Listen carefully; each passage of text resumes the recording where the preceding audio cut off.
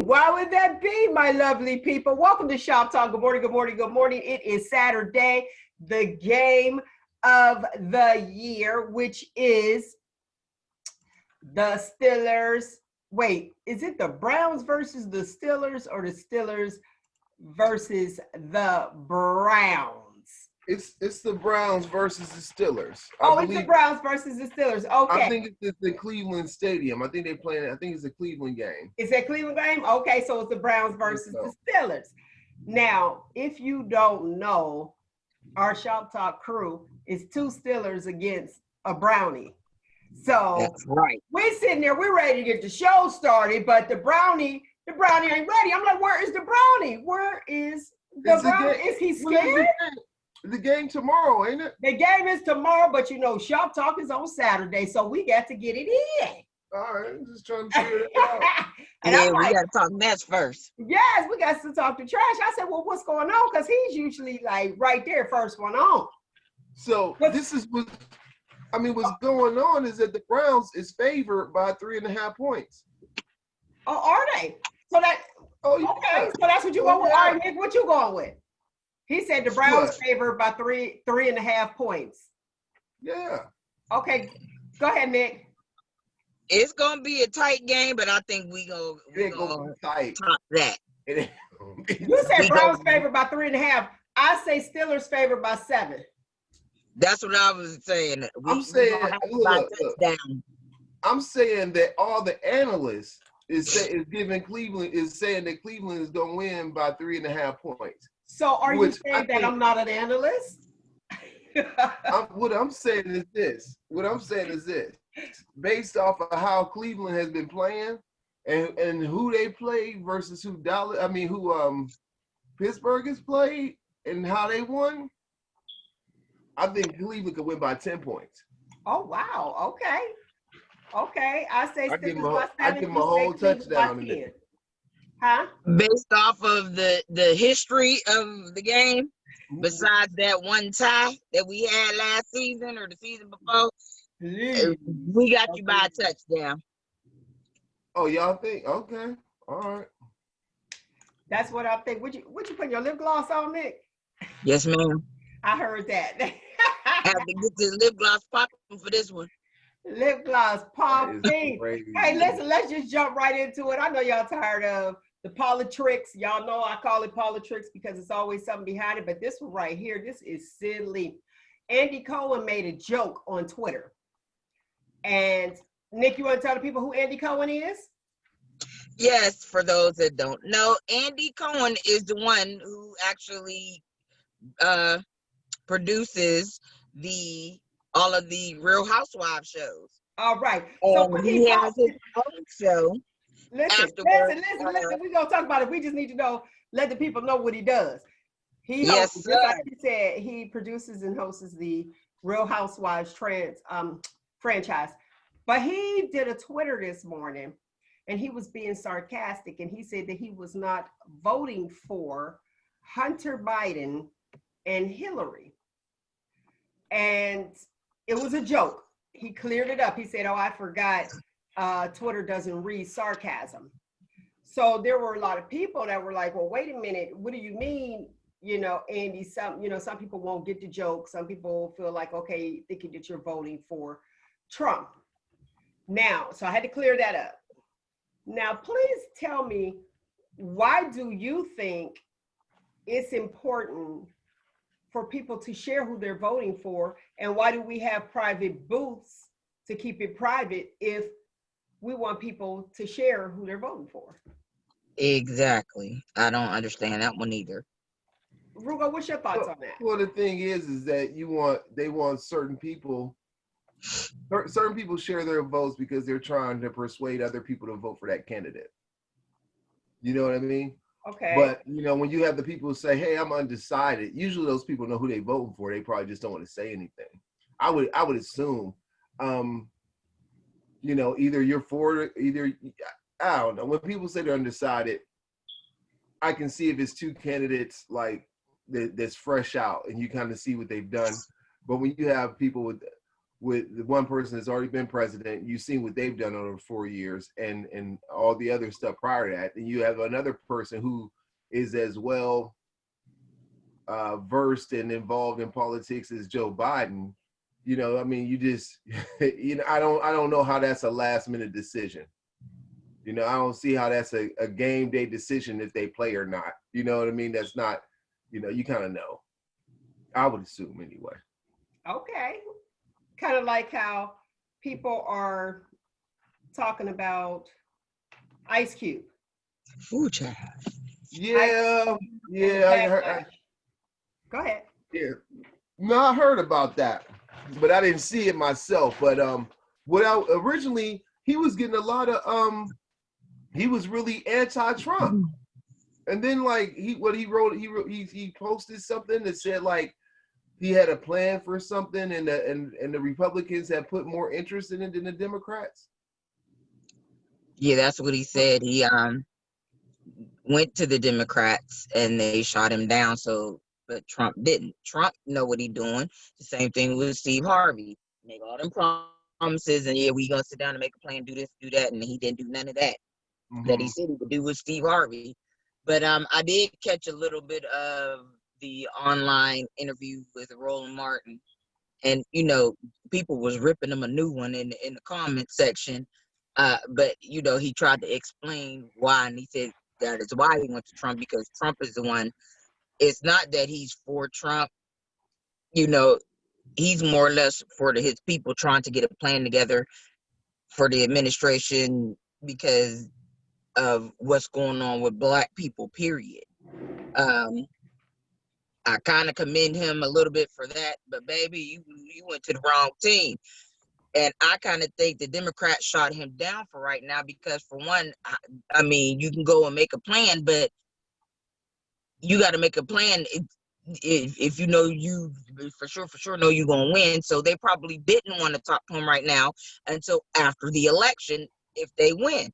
Now, if they win, I could see them reaching out to him. But yeah, it was kind of premature, and he really should have waited until after the election. But I think I know why he went to try to do it ahead of time, because he, you know, that was going to help. Or the Democrats said they're going to do this and that. And so I, you know, but that okay, to let's me, do this. Let's do this, because this is your views and your thoughts, which is totally cool right here, because it's okay to be you. We know what happened to Chrisette Michele.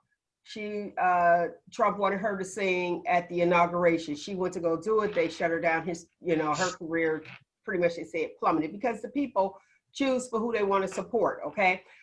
We know Steve Harvey, thank God his bounce back was cool. You know what I mean? His bounce back game, because before people was feeling some type of way with Steve Harvey. What you got to say, Roogle? Steve Harvey's was a little bit different though. He went to he spoke with the guy after he became president. Right. You know, it wasn't like he was saying like this guy is giving us more leeway. You know, he was like, hey, if the guy's president, we need to see what we can do with the guy. Right. Now, Chrisette Michele, same thing. It was his inauguration. And then that's different. That's different. She's a part of celebrating this guy getting into office who was a misogynist, who clearly had racist tendencies at the time. You know, if not had racist tendencies based off his housing, what he did in housing, who was who had also, I mean, everything bad about this guy was known at that particular point in time. And she went out there like, hey, is this a job? Well, and that job cost you your career. Okay, yeah. Now you got Ice Cube, who already has his career established. He's like, I don't need nothing from y'all. This is what I want to do. But let's hear from Ice Cube himself. This clip that I'm going to play is off of CNN with Chris Cuomo, okay? Let's see. I came up with the contract with Black America, and I didn't know what we did. Both campaigns contacted me. Both campaigns wanted to talk to me about contract with Black America.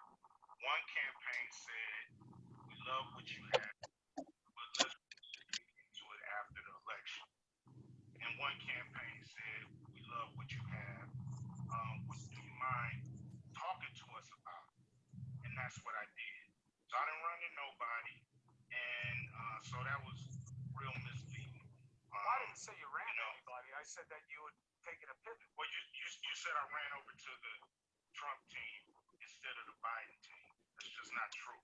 Well, you are working with the Trump team instead of the Biden team, and people giving you heat for it. What do you say to that? Well, I'm willing to work with both teams, but I'm just working with whoever's willing to work with me. So, okay, so pretty much what Nyk said. So Nyk, pretty much what you said. He said he's willing to work with who's willing to work with him, and he did. To speak to what you were talking about, he did reach out to both of them, and the Democrats said, "Let's wait until until we become president, and then go." And the Republicans said, "Come on, let me hear you now." Well, that's because they are president right now, so I'm not mad at him. What's your thoughts? I just think that the way it was relayed to me, it was relayed to me as Ice Cube is endorsing endorsing Donald Trump for president. Okay, but did you just hear what he said? I heard what he said, but the point is that when people saw that, they initially was like, "Well, he's supporting Donald Trump for president." Not. I mean, I hear what he said, but I don't know how many people, because I didn't see that Chris Cuomo interview. You see what I'm saying? And that's part of the problem is like sometimes people don't hear they don't hear your how you're trying to clear up something. They just only go off of what they initially heard, But I still think like what I told the person that told me, I said, well, what's in this plan? We don't know and I ain't trying to dog him or nothing like that, but I'm just trying to say like he made up a plan. That's wonderful, but we don't know what that plan contains. Okay, what I'm going to do for the people, that's a great question.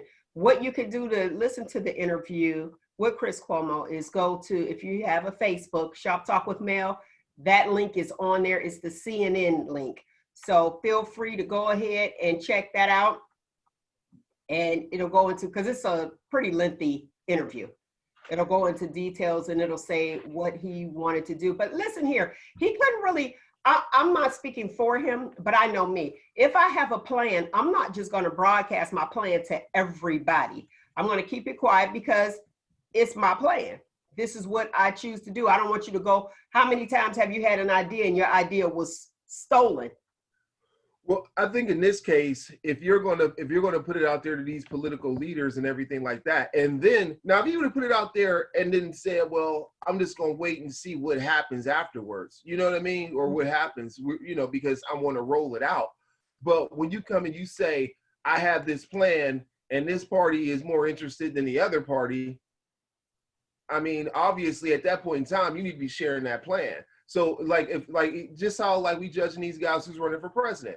We're like, okay, so what's your plan on the environment? What's your plan on jobs? What's your plan on this? If they're just talking about, I don't know how, then this is the thing that boggles my mind, how Trump even got elected, because it was just like, oh, it's just going to be great. We're going to do all this stuff. We're just going to be wonderful. Never said anything about how he was going to do anything and didn't do nothing. Even with the healthcare piece, when he said, I want to repeal Obamacare because it's horrible. It's the worst legislation ever. And it's going to have Trump care and it's going to be great. It's going to be great. It's going to be wonderful. He ain't came out with one healthcare proposal. Not one. But they bought the color. They bought the color because when he speaks colorful because he loves adjectives. But the point I'm saying is that like, I just kind of feel like, if Ice Cube was gonna go national with the fact that he tried to introduce a plan, my thoughts would at least be like, give a synopsis of what that plan is. Now here's the thing. I'm glad you said it. You said it. If he was gonna go national, he didn't go national. They just took that and twisted it and made it work for their advantage. He put it on his Twitter feed.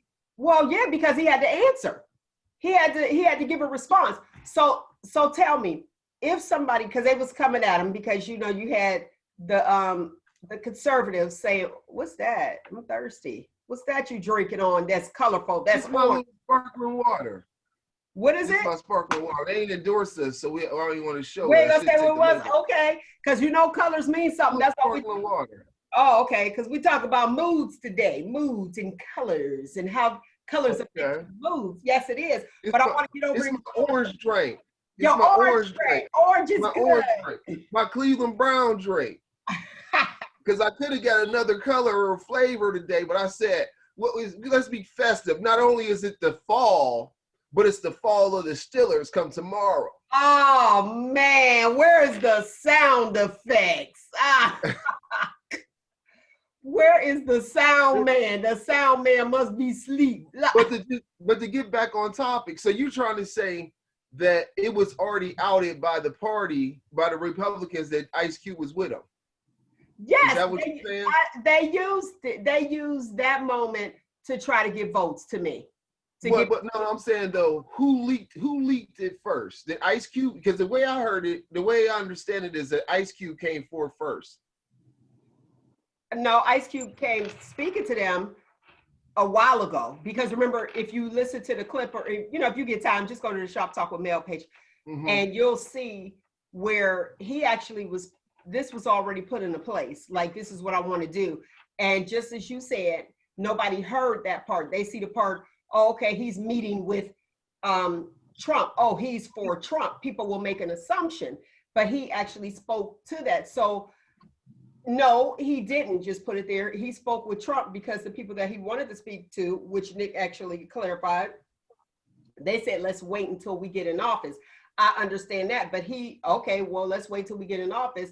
You want to hear what I have to say? This is what I have to say. You're in office now. That doesn't mean that you'll be in office, but these people picked me and said, wait until I get in office. Okay, well, I'll wait till you get in office, and then I'll talk to you about it. These people want to hear what I have to say right now, because I want to talk right now.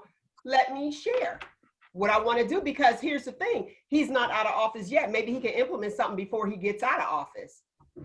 Okay, but we all know he ain't doing that. He won't even put in he won't even talk about doing things for Corona package until after the election, right? So I'm saying, like, do you think he gonna really implement something early? But I'm still going back to the question though, who initially told about the meetings with the plans? Somebody in that camp had to leak that. Now, the way I understand it is that Ice Cube said something first. Like, nobody would have known until he put it on Twitter. That's how I understood it. Okay. And I can't say that that's not true because I didn't see it. So that's okay.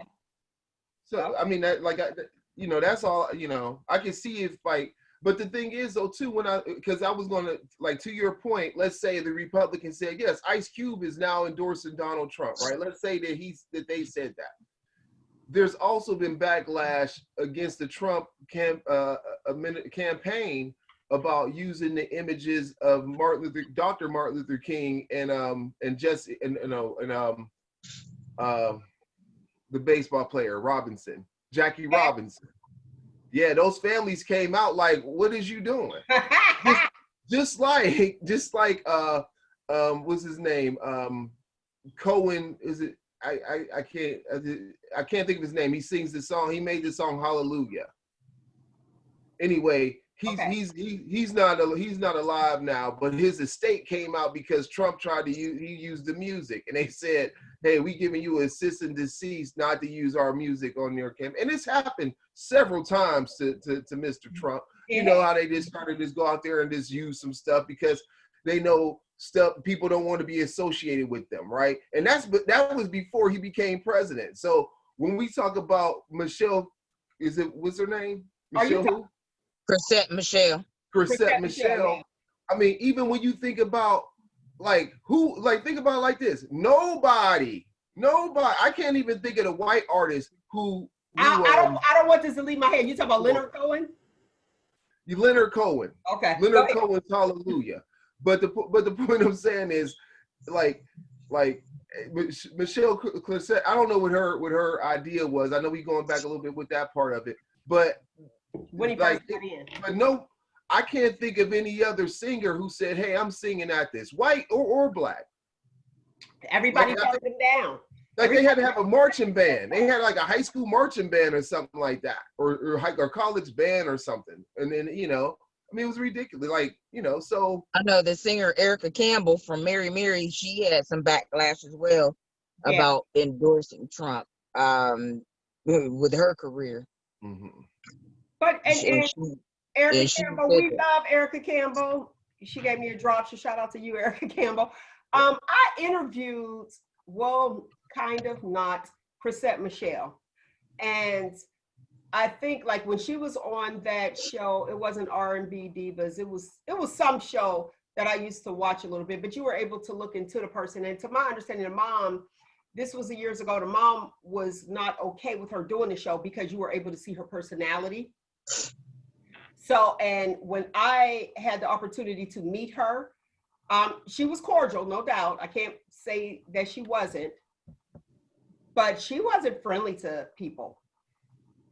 Like, you know, when I saw her, we were in Atlanta at that time, and I was watching her. Like I said, she was cordial to me, but the way that she was treating people, it wasn't very friendly, especially when you're in that industry and you're just getting off the ground. The goal is to be likable. Right. The show showed her not likable. That's probably why her mother didn't want her to do the show, because she was coming on and, coming out. And she was at the Jazz Fest in Cincinnati too. The girl can sing. You can't take that away from her. Yeah, she sure can. Chrisette Michelle can sing. Shout out to you, Tanya. Tanya used to listen to her all the time. I was like, who is that? And then when she had the opportunity, so you're looking at, okay, I'm an artist. Just like Erica Campbell, I'm an artist. My job is to sing. Erica Campbell, if you guys don't know, she was half of Mary Mary, and she sings gospel, married to a great producer, Warren. But here's the thing. When you're dealing with politics, it's almost like we do church and state. When you're dealing with politics and entertainment, now it seems like there's a divide in entertainment and politics. And she went to go do a job. She's like, okay, this is a paying gig. This is what I'm going to go do, and I'm going to sing. And her paying gig, like, boom, they was like, your stuff will sit on the shelf, honey, because we are not, if you sing for him, we don't like you. Almost like if you have friends. So I'm cool with you guys. And if y'all don't like somebody else, then guess what? Mel don't like them either. And if you like them, then I'm mad at you too. Well, this is the thing, though. I will not, okay, in this case, you cannot say that it's just a gig.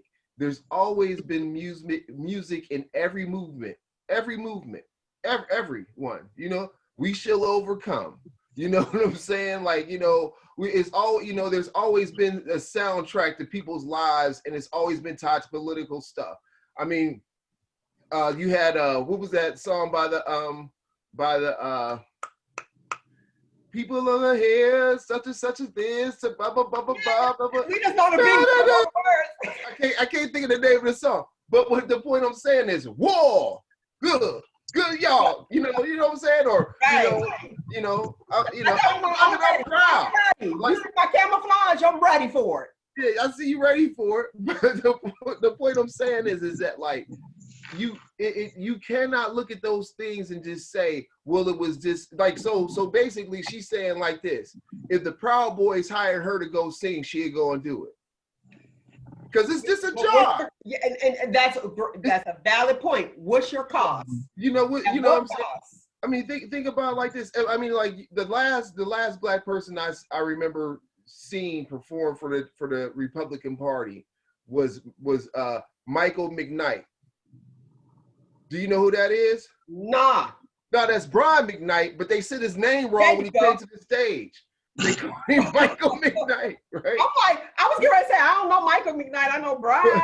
But the point was that, wait a minute. Pump the brakes. I'm taking it all the way back. So Brian McKnight sang, and they accidentally called him Michael McKnight. Yeah. Did he go out on stage? Because I know I'd have still been sitting there like. Oh, he went out on stage. He went out on stage. But the thing was, at the time, you could say that. You could have that opinion, right? But when you have I think, and even more so, okay, when I think about the Mary Mary, I don't know the lady's name for Mary Mary. Erica Campbell. Oh, Erica Campbell, right? When you think about her music. Great interview with her. Go ahead. Okay, when you think about her music, though, think about what Trump is trying to say. He's trying to say that the Democrats are devils and evil and and killing kids for blood and all. He's doing all that. He's endorsing all that QAnon stuff, right? And so here she is as a gospel singer saying, like, the way people are looking at it, they ain't looking at it like it's a gig. They're looking at it like it's an endorsement. You know, because you already, I mean, like it already has its ramifications on how like it's like, is it just a job when this person has said that they've done more than for Black people than any other president in the world, but yet called professional Black athletes moms sons of bitches because they stood up for Black lives? I'm just saying. I had a problem. I had a problem with anybody calling my mother a B. But let's go even further than that. Let's go. Black people up here protesting against protesting against brutality, every, not social injustices, all of that, everything, social justice. And he says these are thugs that are rioting and looting, right? You know what I mean? Now, and it's been proven time and time again during the riots, the ones that are doing the looting is his own kind. Yeah, but he ain't making that separation. You know what I'm saying? Of course not. Of course not. So I'm just saying, like it's so much more to it than just saying, well. And then the thing is, if she's one of those people, and I never met her, don't know what her political stance is, but I got a feeling that we know who she's gonna vote for. But the point is that like some people are one issue voters, right? And I just kind of feel like that you got to really put the weight on that one issue versus like the rest of everything else. And sometimes people choose that one issue, and then everything else goes to hell in a handbasket. Okay, I have a question for you. If you were to meet someone and you found out that they had a different political view than you, are you no longer friends? No, half my friends got a different political view than I do. Hey, listen, wait, listen to the tone that you said that in. You know what tone that was in, right? Yeah, half my friends do. You know what I mean? But the thing is that like this, I had those conversations. Like, for example, a conversation came up once talking about, well, we don't really know about climate change. And I said like this, well, let's just look at it like this. Would you eat a fish out the local river? And they was like, of course not, right? Why won't you do it? Because it's polluted, right? So did mankind that like didn't come polluted on its own? It came polluted because it was getting stuff dumped into it. You know what I mean? By man. So did man have a role in changing that particular climate, changing that environment? Yeah. So if the lakes are polluted, you can do an air quality test in Los Angeles during midday traffic and see how bad the smog is. And the smog ain't just come there in a cloud. It came there from the cloud. It came from the engines of the car. So I'm like, so if we can acknowledge pollution, even if you look at the McDonald's, I mean, let's say the cup that's in the street, that's pollution, that's trash in the street, littering or whatever. So if you can look at those particular issues and see it at that micro level when you compare it to everything else, why don't you see that there's a larger impact throughout the whole globe when everybody's doing the wrong thing? Okay, Nick, same question. Do you remember the question? No, Roogle, show me you remember the question. The question was, do you have friends that you don't have share the same political views with? Yes, I do. And I have a lot of friends who disassociating themselves with other people that are for Trump. You vote for who you vote for. How you treat me is a whole different level. If you still treat me with respect, then I respect your decision just like you respect mine. So yeah, I have friends that are for Trump, and I'm probably going to get like, oh, you wrong. I would be, but I don't care. As long as they still treat me with some type of respect, I ain't got nothing to do with who they vote for, who they pray to, and nothing else. My concern is the relationship that me and that person have. Is it respect? If they still respect me and they still loyal to me, I still respect and I'm loyal to them. That don't mean just because they vote for Trump, and a lot of our people do that. You vote for Trump, you racist. That's not necessarily true at all. Just because a person votes for Trump don't mean they racist. Now, there have been some things like with people that I grew up with, went to school with, you know, at home, a lot of people are going back and forth. Oh, they coming out now. They really coming out. And we grew up with them. Well, if you grew up with them, you know how they are. Period. Point blank. End of conversation. Well, sometimes because it can be masked. Go ahead. Yeah, because I wouldn't really say that, because like when it was kind of funny, because when it was people I went to school with, and then like, you know, you graduate, you get older, Facebook comes out, and then you're like, oh, I would have never have thought that. You know what I mean? You like, I would have never thought it, right? But right. Then you know, you start seeing it, then you start seeing like some of the stuff they start saying and stuff like that, and you're like, well, that if that was always you, you didn't show it in person. You know what I mean? It's some, you know, I mean, so I don't, you know, I don't believe that. Like sometimes people evolve and they change into different people who they were. You know, their views are different. You know, the people I grew up with and went to school with, trust me, it showed even back then. Some of them, the ones that I, you know, you could tell. You could tell just by, you know, some of the conversation, their demeanor around you, whatever they try, you could tell. I was always able to tell. My mother was like that. She was always able to tell, and like she would tell me which people that, you know, even my own kind, which people was for me and which one wasn't. And at the time, because I was young, Mom, we run together. That's my friend, and this and that. And as I got older, I got to see what my mom was talking about. She was one of those ones that the gift of foresight, she could tell, and she would pinpoint and tell me, that ain't your friend, that ain't your friend, that ain't your friend, and we the same skin color, okay? And it came out she was telling the truth. So yeah, I was always able to tell. So now when I see these same people on Facebook and things that they post or this and that, it don't surprise me because I saw it in them when we were children. Now, I will say, when I get on the actual topic of a Republican and a Democrat, my cousin, everybody knows her, talking about Tracy Wimbush, as the Black Republican. A lot of people didn't know that we were related. Now, we don't talk politics, and I've been calling it politics forever. And I told her, even like with her show, is Tracy and Friends, I'll definitely give her a plug. And then when I was doing my shop talk, I told her, I was like, I'm steering clear. That's your lane, steering clear. But right now it's a hot topic. And I don't not love her because she's a Republican. Do I agree with some of the things? Absolutely not. You know, and you just kind of just remove yourself like, okay, we're not talking about that. But I have the level of respect there. We have respect for each other. Just because you aren't, you know, on the same political party, or they're not paying you, or you're not working for them, does not mean that I'm not to talk to you. Now, what you were saying as far as like friends, I'll piggyback on with that on, you know, Nick. Yeah, your parents usually do. My mother used to tell me all the time, she would tell me what I was thinking. And I'm a firm believer, think for yourself, make good decisions. That's me. And I'll give my children a choice. If they choose the wrong one, then I'll tell them the right one. You know what I mean? And I am the person that, let me tell you the right one. Now, if I give you the advice and it doesn't work, then come back to me, I'll bail you out. You know what I mean? But she would tell me, that's not your friend, just like you said. But this is how she would say it. She wouldn't say that's not your friend. She'd be like, you don't like them. That was her thing. She was like, you don't like them. I was like, I don't. But it was. I love Mom. I love her. Right. And I'm like, oh, like even like guys, you know, they sit there, I'm like, oh, hey, Judy, you know, that's my boyfriend. She was like, you don't like him.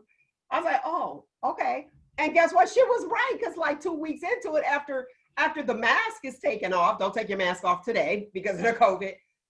She was absolutely right. Nope, I don't like them. I'm like, nope, don't like them. And like, even to this day, like as I became an adult, I kind of know who I want to fool with and who I don't. I believe you have choices.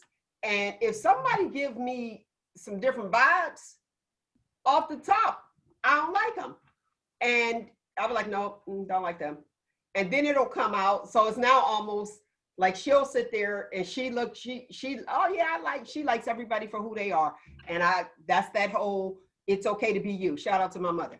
You know, and that's the thing. It's okay. People aren't going to be what you want them to be. They're not going to have the same views that you have. It's okay to have your view, and it's cool. It's okay to be you.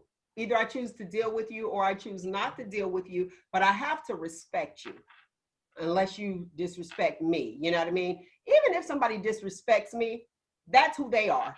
They're a disrespectful person. Can I choose to deal with them? Yes, I can choose to deal with them or not deal with them. But you have to accept people for who they are.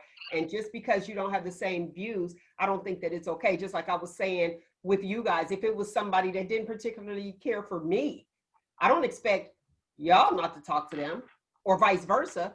You know what I mean? I don't. You guys are public figures. It's like, if that's who you're into, do you. They can't come to the house, but I'll be cordial. What you know? What you look at, Roogle? Don't bring them to my house, because honey, I will be like, no. Go ahead. What you got to say, Roogle, while you shaking your head?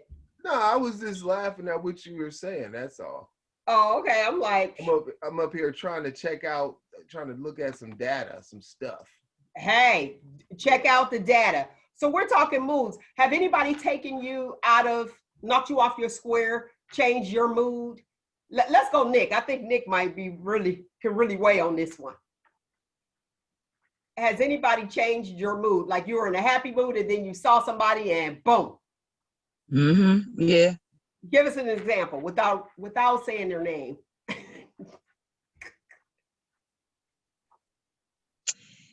Let's see. There's a bunch of them out there like that. But recently, they change your mood.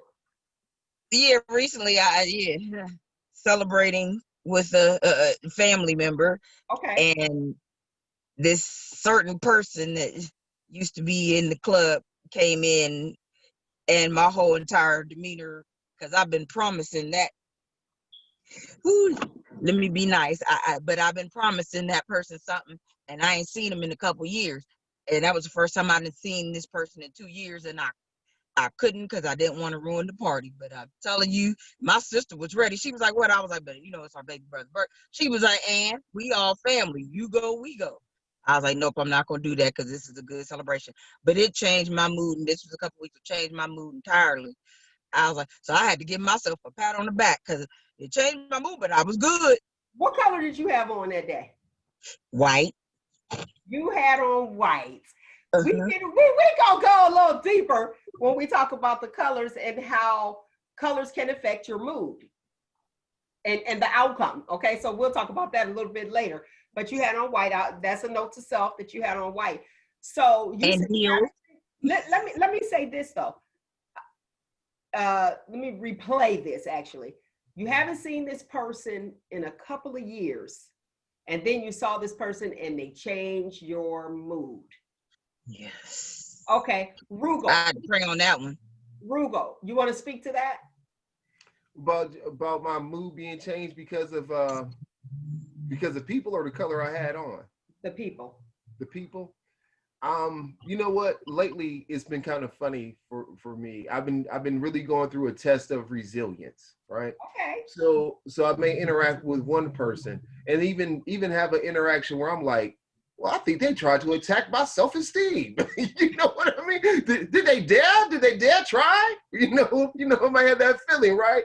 And then like you turn the corner and then you run into somebody else who is just like, hey, like, not, you know, one of those people, like your mood can shift with certain people. The thing is that, do you introduce that mood shift to the next person, right? You know, and so what I've seen is that, like, it especially lately, because I was making a judgment call on this one area I was in. I was like, man, this is crazy. I don't even know why I'm out here. And then like I'm out there again, and it's like completely different, right? And it made me realize, like, oh my God, I slipped into a stereotypical mindset. You know what I mean? And not just seeing that person for who they were. And I kind of put something over that whole area of where I was, thinking that, like, I really got to get on my P's and Q's because this is, you know, I don't, you know, or I got to prepare myself not to be accepted, is more or less what I was feeling at the time. And then, like, you run into different people, and that changed my view, my mindset on that area, you know. Okay. Yeah. The certain people carry certain energy, and it's up to us to allow that energy to take over us. Now, what you were saying, Roogle, as far as like your mood changed from the energy of one individual, but you didn't carry it to the other. Yes. Which is good. Nyk said the energy changed from 2 years ago. So yours, Nyk, you're still holding on to something, to the way you felt 2 years ago versus how you feel now. Now, I'm going to go ahead with these Q-tips. These Q-tips I want to talk about is The Color of Psychology. You guys, if you get the opportunity, you can read that. Yeah, it's Psychology of Colors or something like that. Anyway, I read it. I thought it was interesting, and I wanted to introduce it to the show, and it does make sense. Now, here's the deal. With the white, I want to give it to you now so you don't, you know, sway and be like, oh, wait, what is she talking about? When I asked you what you had on, white, cleanliness, and space. Now, here's the deal. That's why I asked you. I was like, well, what do you have on? Okay, so you separated yourself from the situation because you looked at what was more important, because the love that you had for your brother's party superseded how you felt when that individual came in. Now, does that individual still know? Like, that individual may have stopped. Like, no, she knows. She knows, because her and her dude, every time I like happened to turn around, they were both like this, and then they would do like this, you know, because you know when people talk about you, like I would feel eyes on me, I would turn around, they would both be staring at me, and one would do like this and say something, and they would look, and the other one. So yeah, that. But listen, Nyk, I would look at you too sideways, and I'd be watching my back too, because if you told me you was gonna whoop my tail the next time you saw me, I need my dude, hey, look out for me. So we're gonna be looking to see where you are sitting to make sure I'm safe, okay? I was still enjoying myself because, you know, my baby brother 40th and family was there, and I ain't want to get turned up. Good. But they didn't have to be looking at you like they was gonna plot against you. They was looking to make sure that you didn't follow through with your threat.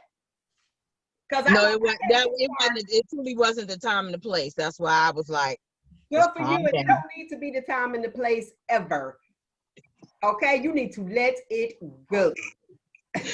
I gotta be real. You gotta let it go. All right, I'm gonna go over these colors. Okay, we got red. What do you think red is? What do you think of when you see red? First word. Firecracker. Okay, go ahead, Rico. I see those golden arches. No. Somebody hungry. Nah. All right, so that's it. Excitement, intensity. So you are right. If you rocking with the red, you already know that person, what you want. That's it. Gray. What do you think of when you see gray? Like gloomy and okay. Just... All right, gloom. Go ahead. I don't see that. When I see gray, I think of uniform. Okay, perfect. Not like a uniform. Perfect. Just stay right there, because I need you to answer this, because I'm testing y'all. I'm testing this out on y'all. Here you go. Gray. Blind. You blend in. Like, it's just like she pretty much said. Like you said, you just like, and timeless. That's gray. All right, the next one. Thing, timeless. Well, gray is timeless. Think about it. You can take a picture. Yeah. You can take a picture back in the 40s, and you can take a picture right now today, and they got on gray. Guess what? That's true. All right. Black. Go, Nyk. One word. First word. Come to your mind. Void. What did you say? Void. Void. Okay, go ahead. You, Roogle. Wow. Okay, Epic. so wow, that's it. All right. Let me tell you what black. Let me tell you what black is. Intellect, authority. So your wow is good. I take it. All okay. Right. And some they have like sexy, but intellect is sexy, authority is sexy, confident is sexy. So we're gonna go with that one. All right. White. Go, Nyk. White. Uh-huh. Heavenly. Okay, go, Roogle. White. Plain. Okay. Space and cleanliness, just as I stated. Yellow. Go, Roogle. When you see the color yellow. I just think of smiles. Okay. Go ahead, Nyk. Yellow. I was going to say happiness. All right. Listen. It is hunger, believe it or not, cheery, laughter, and the socialite. So we're doing pretty good. Let's go orange. Go ahead, Roogle. Right. You said ass bright? whoopings. As in the Browns ass whooping against the Steelers tomorrow. That's it for orange. Here's orange. Happy, like Nyk said. Enthusiasm and wealth. So I love your enthusiasm, Roogle. We'll see what happens on tomorrow. All right. Green. Go ahead, Nyk. Money. Okay, go ahead, Roogle. Genius. What'd you say? Genius. Genius. Okay, green. Tranquility. People notice you, but you're kind of out of the spotlight, but they still notice you. And health. And probably because the green vegetables too, you know. Health. Let me see, I have on green today. Do I look healthy? Yes. Yeah, I guess, yeah, you look healthy. You do look healthy. Like, your skin looks good and everything. Like, you've been drinking water. Right. Look at that. All right, blue. Blue, Roogle. I was going to use tranquility for blue, but I'll stick with it. Okay. Blue is tranquility. Yeah, like calm and serene. Okay. Blue is focus, wisdom, loyalty, and truth. That's your blue. Purple. Go ahead, Nyk. My favorite color, royalty. Okay, go ahead. She took the words right out of my mouth. That's where I was going with that. All right, purple, royalty, spiritual, respect, mysterious, and prosperity. That's your purple. And that purple and gold, royal colors. That's the colors of our people. All right. Boom. Let's see, brown. Go. Roogle is laughing. Go ahead, brown, Roogle. I think about that ass whooping coming tomorrow. Excitement. There you go with that brown again. Look, brown and orange. Go ahead, brown, yeah. What you got for brown? Don't say nothing after that black and yellow terror whoop up on that behind. Okay, go ahead. What you got for brown, Nyk? Brown. First word, go. What comes to mind? You're thinking too much. Lord, I can't think. Okay, that's good. That's the answer. Go ahead, Roogle. Brown. What color now? Brown. I just said about brown. Excitement about that ass whooping coming tomorrow. I'm gonna tell you what brown is. And it's funny that Nyk said that. She said she can't think about it. She can't think. Here's brown. Non-threatening. For your excitement, Roogle, okay? Non-threatening, comfort, friendship, and stability. Now I want you to think about people that actually wear brown, like taupe, you know, stuff, and I go with the clothes because that's easier for me. So you deal with those colors. Right. So if you meet somebody with those colors, are you more apt to approach that person and feel like you'll be welcomed?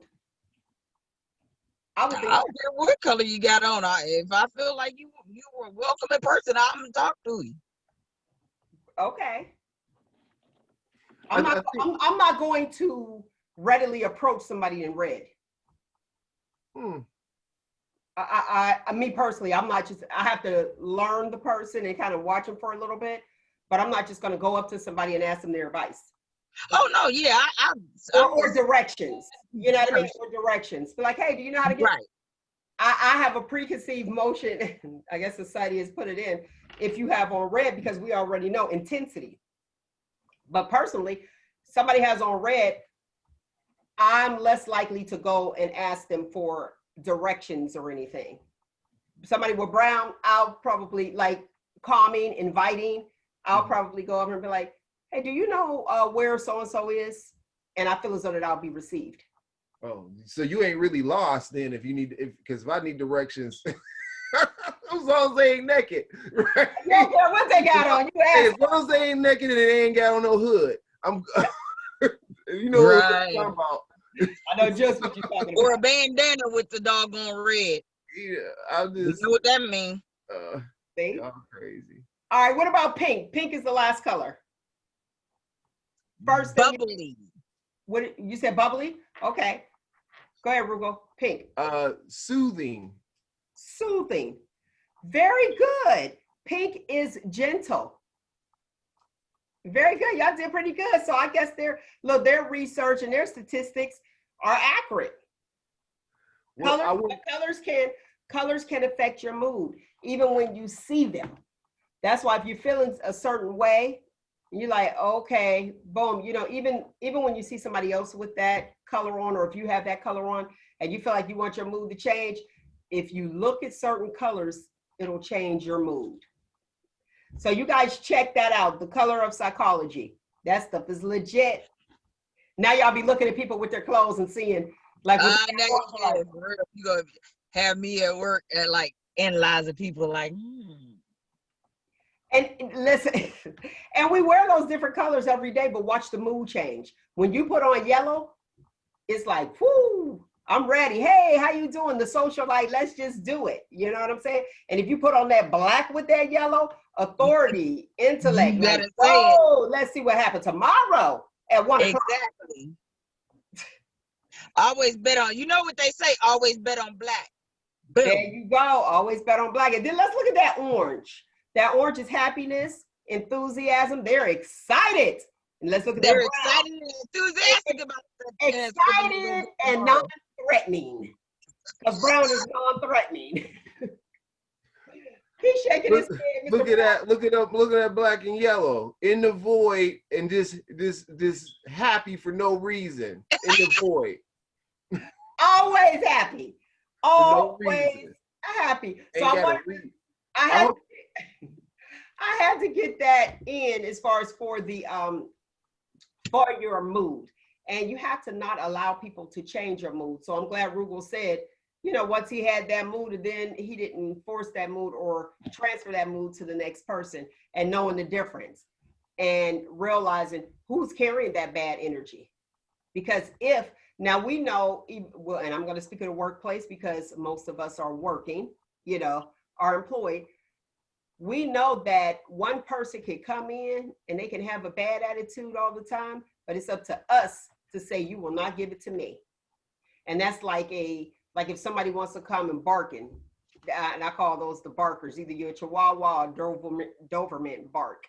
People want to come in because they're having a bad attitude and they want to just throw that energy on you. No, you can't throw that energy on me. I will not allow it. But some people are able to put that energy on other people. And then that's when they say that they're being bullied because they're accepting that energy. No, let me stand tall. And guess what? I'm not going to raise like you. I'm not going to raise my voice like you. You are not going to bring me into your mess. You know what I'm saying? So I want to talk about this, which I know that with Nyk real quick, and then Roogle, we're going to get ready for your segment in the movie world. But Nyk, Real Housewives, I love my Ratchet TV. I got to watch it periodically. Real Housewives of Potomac, new favorite housewife franchise. Did you see the fight with Monique and Candace? Truth be told, I haven't watched Potomac or Atlanta in a while, so I'm so far out of the loop with those shows. Okay, well, I'm going to tell you. They used to be my stuff. Okay, I'm going to tell you this. There was a fight on the Real Housewives of Potomac. Not really interested in Atlanta anymore, love Potomac. And the one girl swung, well, actually, she touched the other girl's hair. And Monique, she touched Candace's hair, swinging it, talking about come for me. You know what I mean? It was an aggressive dialogue that they were having. And then Monique grabbed Candace's hair. And then after Monique grabbed Candace's hair, then she twisted it around her hand and snatched Candace to hit the table, her face to hit the table. Then she's on different platforms talking about she was the victim. Have you ever allowed, and even though Candace does talk a lot, she does talk a lot, when do you think that fight could have been avoided? Even though you when she went to go reach across to touch her, to even touch her hair. Thank you. As soon as she even tried, I'd have been like, bah! But she didn't, and Candace did not. She did not. When Monique grabbed her hair, went to go touch it and fling it, first of all, don't touch me. Exactly. Because it's getting ready to escalate. Mm-hmm. It escalated to me when you go reaching, you fling my hair and we going back and forth. That's a problem. But Monique, Candace did not respond to that. And then I guess Monique got upset and snatched her hair. But what's so weird, if you get the opportunity, if you like Ratchet TV, Real Housewives of Potomac comes on Sunday nights. Giselle Bryant, she said that she doesn't want to be around the aggressor, which is Monique, who's grabbing her hair and snatching, grab her hair, snatch the girl down. And people are coming for Giselle because she was married to Jamal Bryant and they're dating again, but that's her, her children, her girl's father. And they were saying as a first lady, now she's acting like as a first lady, that she wouldn't be around her. But would you want to be around someone who responded or who responded that way aggressively? No. And see, I agreed with Giselle. No, I don't want to be around that person because she's threatened to do things and she actually did it. And to me, it didn't warrant anything because I don't even know what they were arguing over. The Candace girl walked away, and Monique, to me, throughout this season, has been egging her on and wanting to fight and wanting to have an argument. But Monique would but Candace would just leave. And then now you grabbing her. Are you mad that she won't engage you? And so you just grab her. I would be so embarrassed. Now, and these are wives. So Roogle, I'm just going to ask you, if you found out that your wife got into a fight and she was the aggressor, how would that make you feel in the business world? Did she win? Or who knows? Okay. He's saying that she did, but being I just kind of feel like, was this fight on the show? It was on the show, but here's the thing. Lights, action, camera. No, but here's the thing. That wasn't action because they went to court. The girl went to court and pressed charges against her. But here's my thing. If you're at work and you are friends with a guy and the spouses don't get along and you find out that your spouse was the aggressor and fought an adult, fought another woman as an adult, how would you feel as the husband? I think the thing is, to be honest and true about it, it's really just sometimes people do things that they probably shouldn't do. And unfortunately, that 1 second of not having control could lead to something worse, and that's pretty much what I'll take from it. But I'll be honest with you, anything that happens on those shows, I always put with an asterisk. Okay. Because it's like, did the woman feel that threatened for her life that she quit the show? Actually, that's where they were. Oh, she did quit? She was, they were talking to her the whole nine because she's like. Okay. So she quit. It's coming up. It's coming up, but she ain't quit. She gonna be on that show. I guarantee it. She probably will, but they took it to court. They did take it to court. Yeah, that's even. I mean, hey, it ain't like these shows haven't had court scenes before. I mean, think about last week. We was talking about the lady who got beat by her husband, and she had the lawyer. She had Phaedra for the lawyer, and it got beat. Listen, that was. Let me tell you. Well, listen. That was funny. It was funny because her husband came in with some short. He sure did. Look at all these crazy anyway. And no attorney. Who was that? That was Sheree in Real Housewives of. That was an old show. He had the nerve after the court it was over with, and he won. He walked out. He turned around and stuck his tongue out at both of them. Like, how mature is that? You a grown ass man. And it was for. Was it for child support? Yeah. It was okay, and that was a long time ago. Yes, that was a court show that was on there. I don't think that the Real Housewives of Potomac was on there because they weren't filming at the time.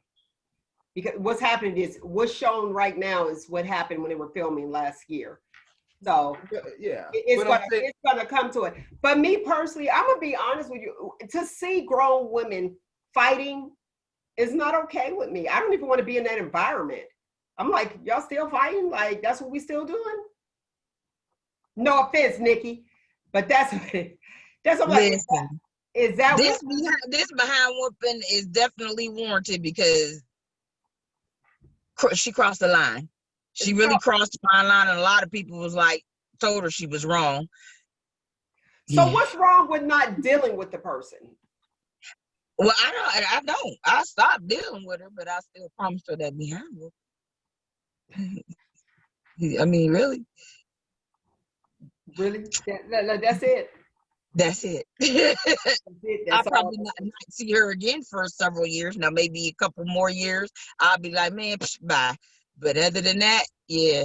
Because she really, really. Oh, you still really remember what it was behind? Yeah. And it was something so simple. But things that were said. I mean, and I told people it didn't bother me. It bothered me a little bit, but it didn't. Okay. But what was said, yeah, a lot of females took offense to what was said. So yeah, that it's that kind of, I'm gonna tear your behind up whenever. Maybe a couple more years, I'll be like, okay, man, bye. But well, in a couple more years, I won't even be in the area. So you're still disappointed. Yeah, because what was said crossed the line, and like I said, that it was one of them. Ooh, child, if she would have said it right there, honey, she probably would have been in the hospital if we was face to face. It was one of them. Okay. But what she did it on Facebook. Oh, okay. Everybody want to go to Facebook and do this, knowing you can't back it up when you see a person. Facebook, that's why a lot of people have problems with Facebook. Facebook ain't nothing but drama. No, it's not Facebook. And I tell people, social media is not the problem. It's the people using social media platform. That's the problem. Well, we know that Facebook, but I don't know because Facebook sure do hear what you say, and then they put an ad up or whatever it is you're talking about. but someone is off activity, just like you said. Hold on, wait. Just like you said. It's the people using Facebook and the person who actually typed it. I'm sorry, this is just me. I am not going to read you cursing me out. That's just like a letter. Usually people that's locked up. You're not going to cuss me out on a letter. Like I have control of this. I can choose to ball it up and not read it. I can choose to block you on Facebook or social medias. I don't have to deal with this situation. So we have control. And it's like, do I want to engage in it or do I choose not to engage in it? Because if it's going to change your mood, you have control. You have control. Change it. Too many people called me. That's it. I didn't see it at first. And who called you? Several people called me. Was like, did you see? Now listen to me. Listen, stay focused. People called you to ask you if you saw. Those people are toxic. Those people are toxic. And that's what you have to realize. If I see something and I know it's going to tick you off and you didn't see it, guess what? I'm not calling you to say, hey, I'm not calling you to change your mood and say, okay, did you see this? They did that. I am not calling you to change your mood. If it was meant for you to see, you would see it. That's right. Me. I mean, because a couple of people was like, what's going on? What happened? And I'm like, what are you talking about? And that's when, some people was just like, did you see what she said? Some people was like, what's going on? What's the matter? Okay, that's different. I'm like, what are you talking about? What's going on and what's the matter is different. Yeah. Than did you see? Well, yeah, I had a few. Why are you asking me if I saw? We can't talk over each other. We can't talk over each other because it bleeps it out. Did you see? If somebody says, did you see? well, clearly they are bringing it to your attention for you to get worked up because they already know. So you just can't allow people to change your mood. The other ones, what's going on, it seems like they may be concerned. Right. Like, I don't know. But you have to be the determining factor of your mood. Let me go with this. Real Housewife of Atlanta, since we're talking about it, it's a controversy going on. Roogle, you're in this one. I'm in the controversy. Bailey and Mike Hill tied the knot. They got married. People are blaming. They said some people had masks, some people didn't have masks. She had the shield. Her husband had the shield. They had over 200 people at their wedding. They're saying that she is selfish. What's your thoughts of 200 people being at their wedding? So clearly it was a large enough venue for them to have those people. But what's your thoughts where you have, because even Wendy Williams said that she was selfish for having her wedding during this time. What's your thoughts on that, Roogle? Because she had. Well, my thoughts are always like, the wedding is more spectacle than necessarily truly tied to the. I mean, it's tied to the union, but do you really, like, how do you have to do it? It's up to you how you want to do it, right? So my thoughts are, if it wasn't COVID, would they have had 1,000 people there, or 500 people? Probably. But I also believe though too that if I'm invited and I don't feel comfortable, I turn down that invitation. Okay, what's your thoughts, Nyk? People are still doing things, like there's still trade shows going on. There's still a lot of things going on that bring big crowds. So if like he said, if you don't feel comfortable being around people, don't go. But if you go, then you make sure you have a mask on for your safety. Don't worry about everybody else. You make sure you're safe. And if you don't want to be engaged or close to a person that's not making precautions, then you ain't got to be around that person, or you don't have to go, period. It's all up to you. If you want to go be a part of it, then you go be a part of it. If you don't, it's not a big deal. Why talk about it? Why call somebody selfish? It's up to you to go or not. Don't go. Right. Now, do you agree with them calling her selfish? No, they're wrong. That's very wrong. Because this person still wants to celebrate. Why would you call a person selfish? No, she's not selfish, because like you said, if it wasn't COVID, it would have been a triple, quadruple that amount of people there. No, it wasn't selfish of her. Okay. Whoever called it selfish, they're wrong, because they had a choice to not go. Okay, go ahead, Roogle. Well, the other thing I wanted to state though with that whole thing is, how long ago did they plan it? They planned it before COVID. Not really knowing their pockets, we don't know exactly how much they was in for on that venue, that they couldn't probably get their money back. Who knows? I don't know. But it 10-10-20. She wanted 10-10-20. And that was, I don't know what that means. That was the date. October 10th, 2020. Oh. Yeah, I don't. I mean, my thoughts are, who really, I'm finding it really hard to care. I'll tell you that. You know what I mean? But I just kind of feel. I'm trying, because because there's a lot of things we don't know. I don't know anything about the ventilation of the place. I don't know anything about how it was social distancing and all that other stuff. We don't know about those things. Hey, I don't even know if they gave people corona tests before they came in the venue. I don't know that kind of stuff. Right? Absolutely. Candy and Todd was there in the photo that they have. They said that they didn't have a mask. People just talk. But hold on 1 second. Hey, what's up, everybody? I'm Candy. I'm Todd. And you're listening to Shop Talk with Mel. Hey, I got to give them a shout out. Look, Candy and Todd. So that's how we talk about Real Housewives of Atlanta. But we don't know, just like you said, if they had a COVID test prior to. We don't know. It's just speculation. When somebody has an event, you and Nyk said it. It's up to that. Nyk actually said this part. It's up to that individual. Do you want to go or do you not want to go? Why should I change my plans, because of COVID? And to me, 200 people, you have a good point there, because when she got married the first time, It was a lot of people there. The first time. Yeah, right. And they're celebrities, so you know it would have been at least 1,000 people there if it wasn't COVID. So really, she did really good, and they scaled down because, like you said, with her first wedding, yeah. So, and between the both of them, they're both celebrities. Yeah, it would have been a lot more people. So really, she did adhere to COVID, because if not, then there would have been at least 1,000, 1,500 people there. Period. If you are just tuning in, we're talking about the wedding of Cynthia Bailey, supermodel Cynthia Bailey, and sports commentator Mike Hill. Their wedding, 10/10/20.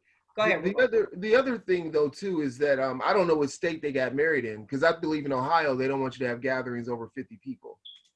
So I don't know where did they get married at? That would be the thing, was like, did she break what they're saying the rules would be for social distancing, based off the venue? No, it's just the other people. Look, it's just us that care.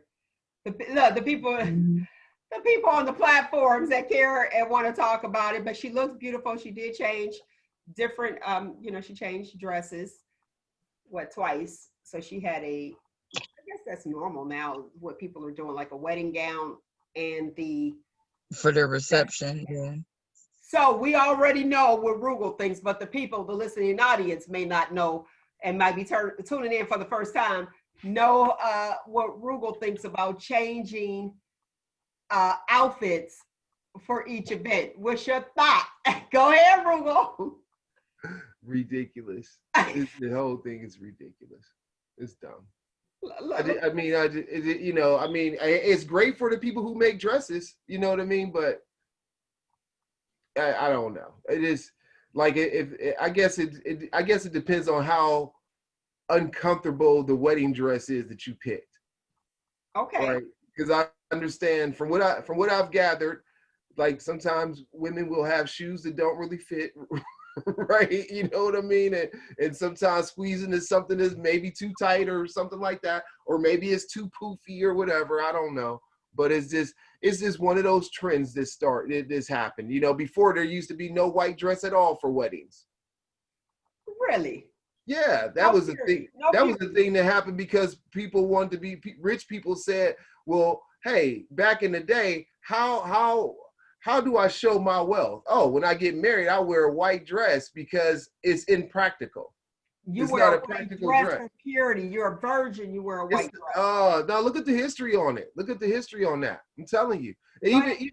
Even with diamond rings, that wasn't always the trend. A ring wasn't always the trend. The Beers back in the day got on that and was like, oh, let's start giving people this, oh, you got to have this ring, and it means timeless, the diamond ring is timeless and all that other stuff. A symbol of love. This is all marketing. A symbol.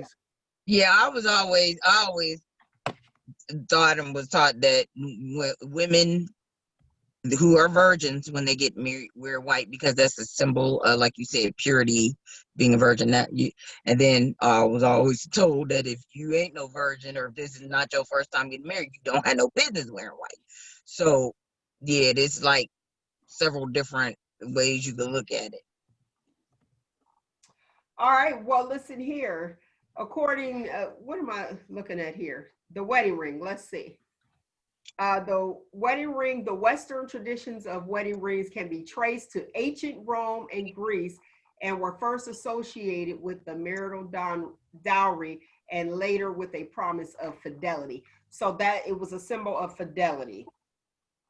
The modern exchange of rings derived from a custom of Europe in the Middle Ages, customs of Europe in the Middle Ages as part of Christendom. I never heard that word, Christendom. So yes, that's what it was. It actually showed it was a symbol of fidelity, which we already know.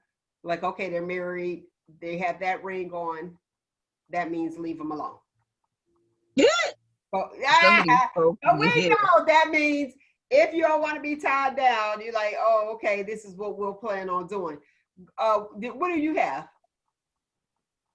Well, I was just going to say this about the white wedding dress. A white wedding dress is a traditional, formal, and semi-formal wedding a wedding originating in Great Britain.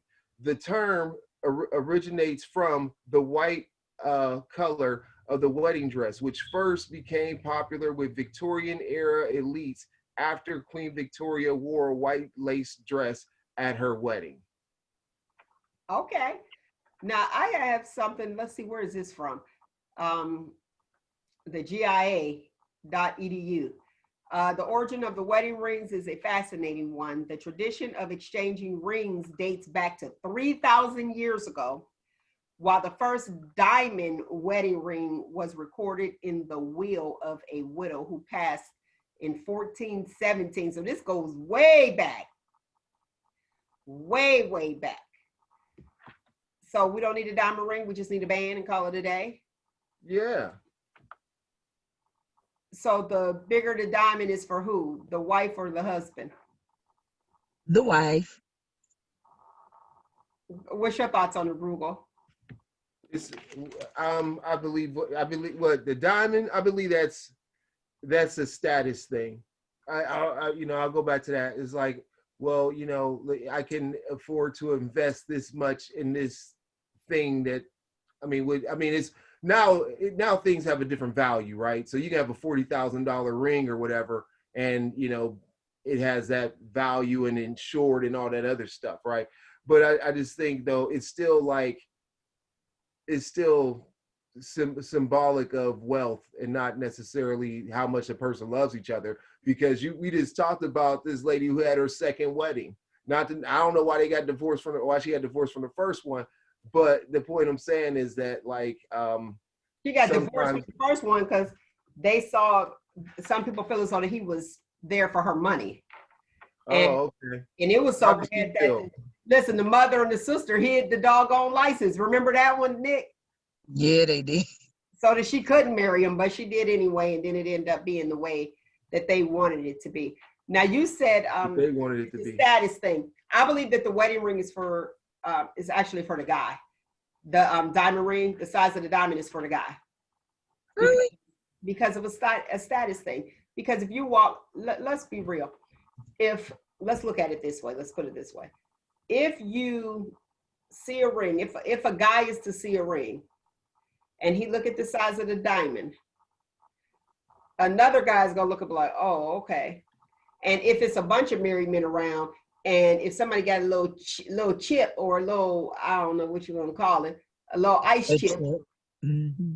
They'll look and be like, oh, okay. And it may make the guy feel like, oh, I need to, when all the wives and y'all out on, couple dating or whatever they call that now, where so many people go out, or a lot of married couples go out.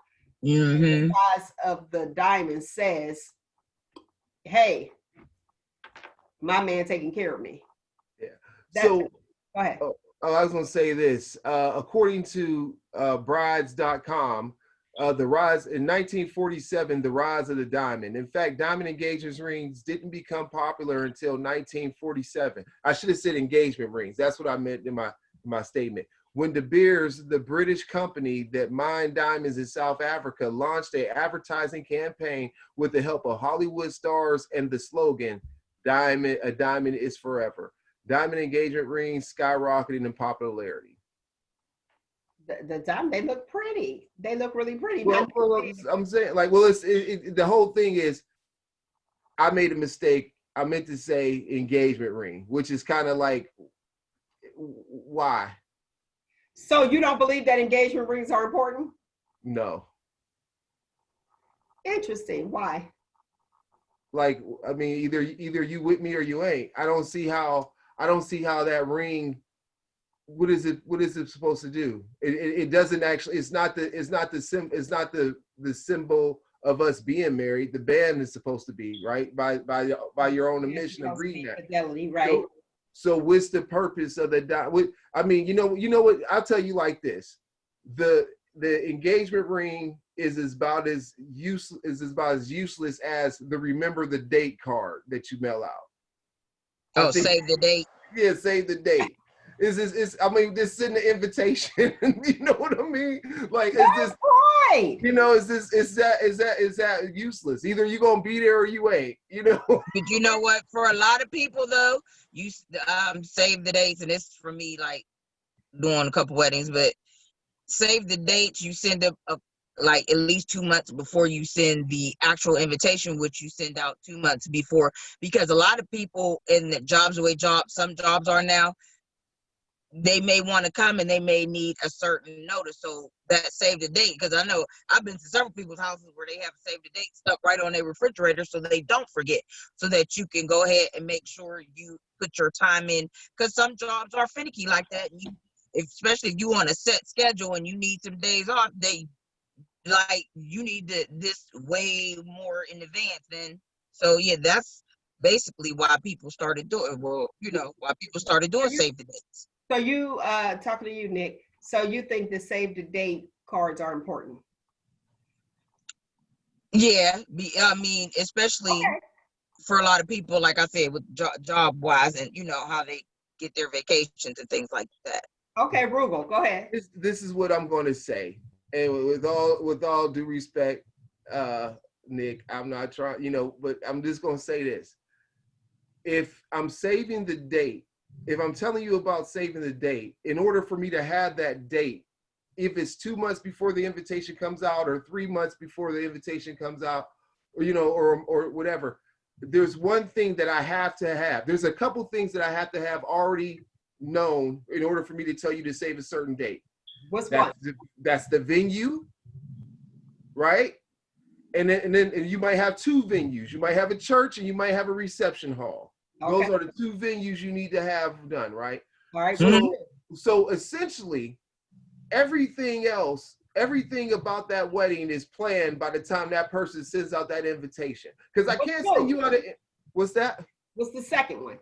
I said that you might have two venues. You might need a church and you might need a reception hall. Okay. Right? And you might need a caterer if that's an additional thing. But usually reception halls, caterers come together, whatever. But let's say you had to get those three things in order, right? Those are the three things that usually solidify when you're going to have your event.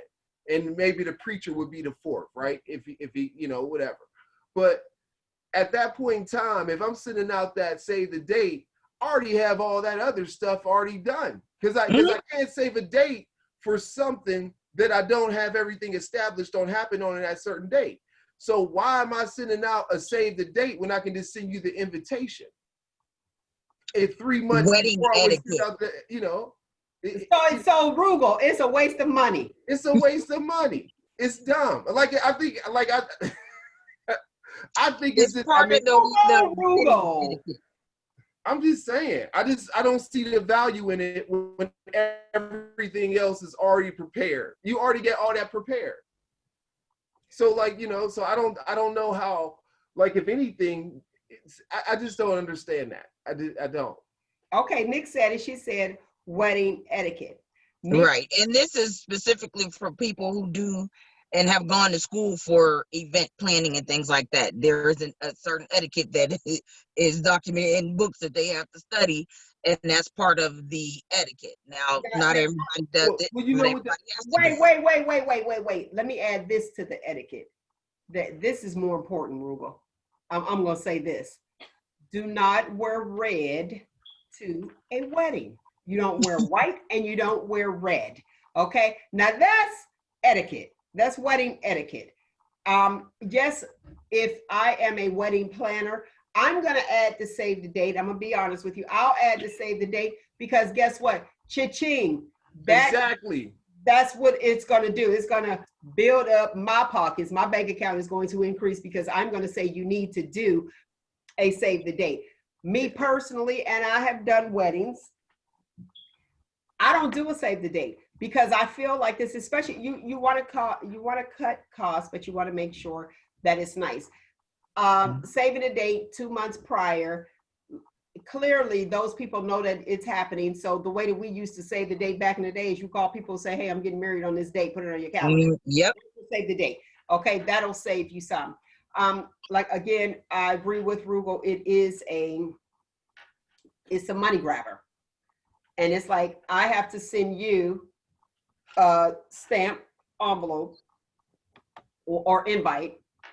So I'm paying for a stamp twice, and it's to save the date, and I have to pay for the invitation and for you to RSVP. So that's 2 stamps. It's a definite money grabber for the person the wedding coordinator that does that. Right. Definitely. So in their pockets. Right. So Roogle says no to the 2 dresses, no to the save the date. An engagement ring. I like that analogy and the comparison. A wedding, the engagement ring is like a save the date. It's like, here it is. Either you're going to be there or you're not. That's a yes or a no. You know, so you would just say, okay, here's the ring.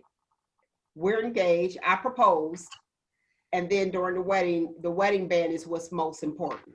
Yeah, I mean, or you can have such a fancy wedding band because you're there right now. The deal is sealed. I've known a lot of dudes who have got burned because they gave engagement rings and never got them back. You know, that they never got married, right? You know, and technically it's like that. If I'm engaged, let's think about it like this. If you give an engagement ring, should the man be able to have that ring back once you get to the wedding? And just give you the wedding band once it's done. I'm like, give me that back. I'm gonna go ahead and turn that back in. Yeah, this was just to get you here. But here's what's like a rental car. Oh, you want? Oh, okay. A rental car, really? A rental ring. Leave it up. Rental car. Give me that back, and then I get you the new car. Yeah. And let's see how well you took care of this car. If you put it on the inside, you are hilarious. Definitely a male's perspective. But I will say, when you're dealing with the engagement ring, we're talking engagement, not the wedding ring, the engagement ring, Nyk, you are correct. That you said is for you, is for other women. Because you know other women get dressed for other women. Would you agree or disagree? Or do you get dressed for yourself? You get if you're trying to impress people or let somebody know something, you gonna be dressed to the nines. Okay, let me let you know. The nines, the tens, and whatever else. Let me let you know this secret, Roogle. When we get dressed, your wife, when she's getting dressed to go out, it is not for you. It's for other women. And I'm gonna tell you why. I'm gonna break it down. Because when we look in the mirror, talk about some looking in the middle. Stay in the mirror. Yeah. Hey, because you said you're getting dressed up from other people, so they gotta be looking in the middle. Right. They want to be in the middle of everything. Right. Yeah. When you look in the mirror as a female, when you look in the mirror, I ain't even gonna lie, because I know I do. I sit there, I be like, oh, that's sweet. I'm stepping in there. I'm gonna be the coldest one up in that mug. Yes. You have that whole prep talk. You like, watch this. Well, oh, look at them shoes.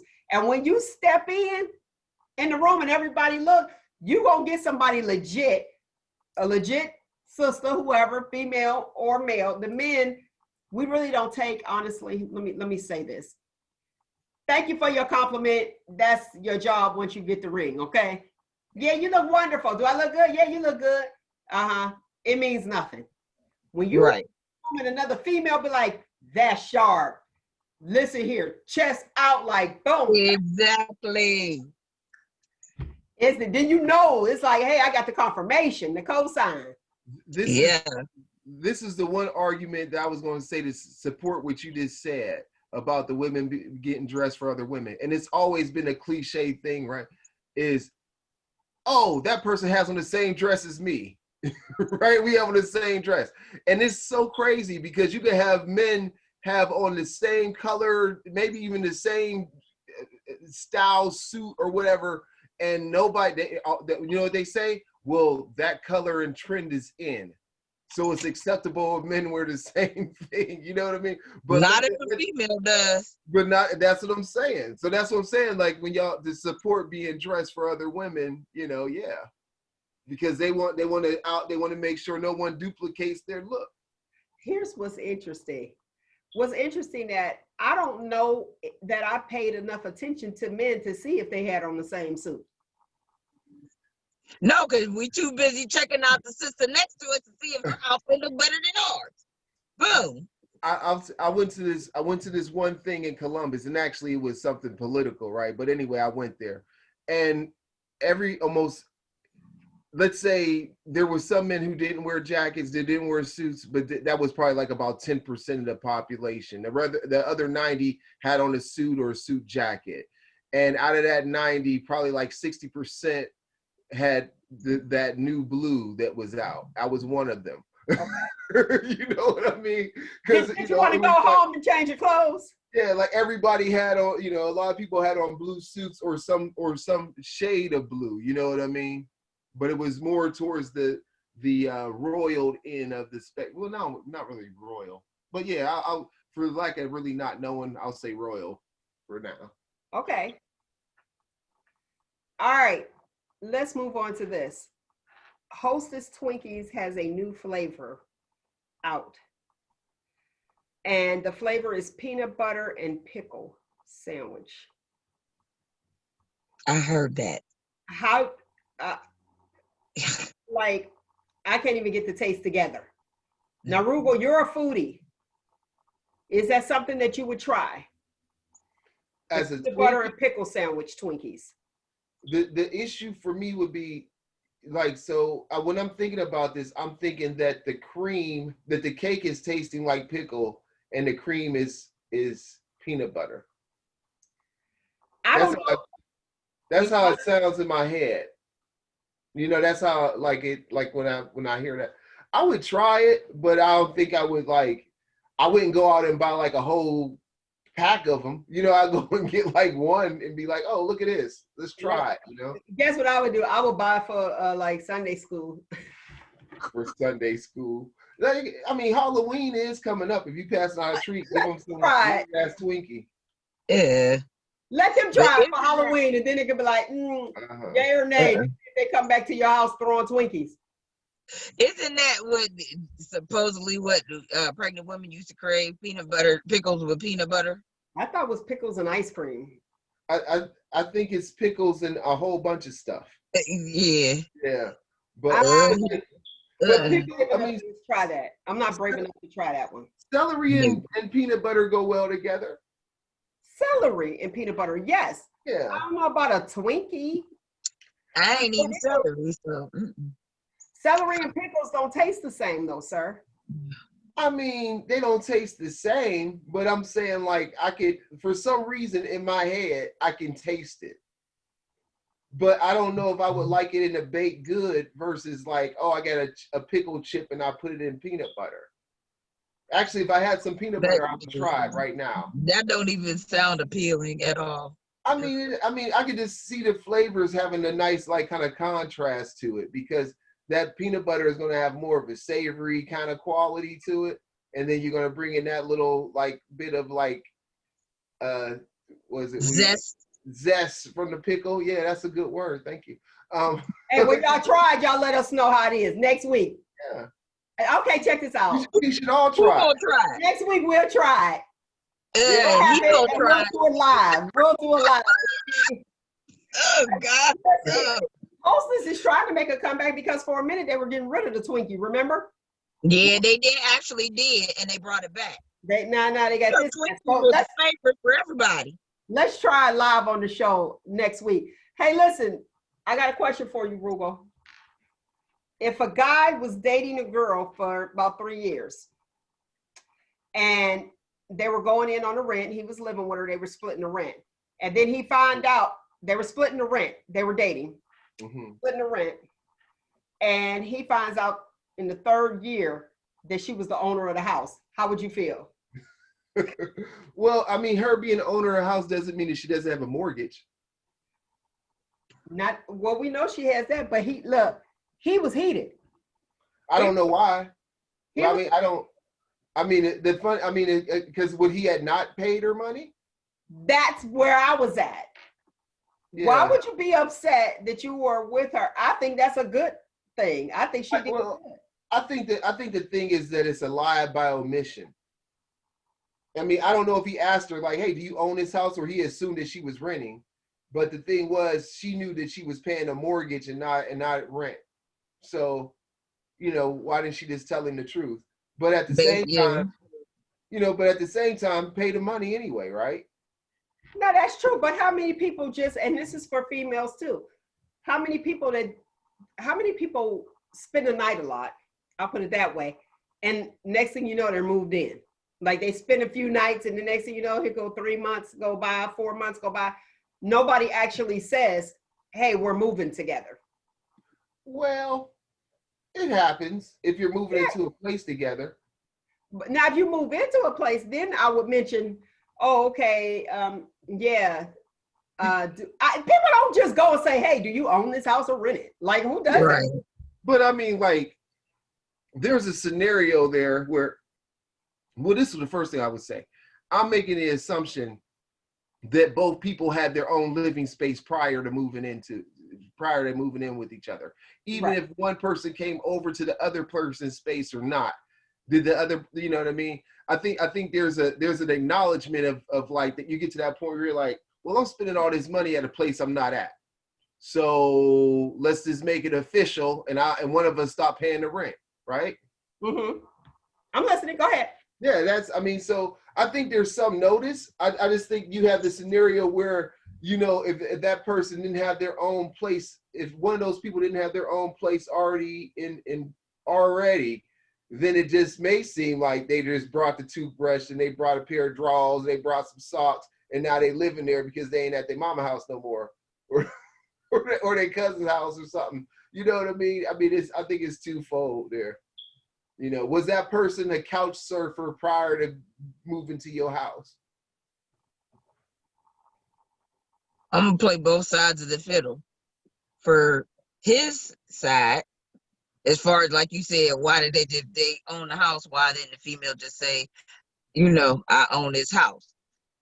But I need help with my mortgage. You living here, you're gonna have to kick in with the mortgage. But for the other person, for the males or whoever, the other side of the spectrum could be like, well, why am I gonna help you pay half of the mortgage, half of your mortgage, if my name is not on the deed? So it could be kind of sticky. So maybe that's why she didn't tell him that she owned the house, because he might have been the type of person to be like, I ain't gonna help her pay half no more. I'll pay the other bills, but I ain't gonna pay half your mortgage because my name ain't on the deed. So who knows why this person didn't reveal the information? We don't know the whole story of how it really went down, but I can see both sides of why. Well, I think like this. And why she did. I think the thing is that if she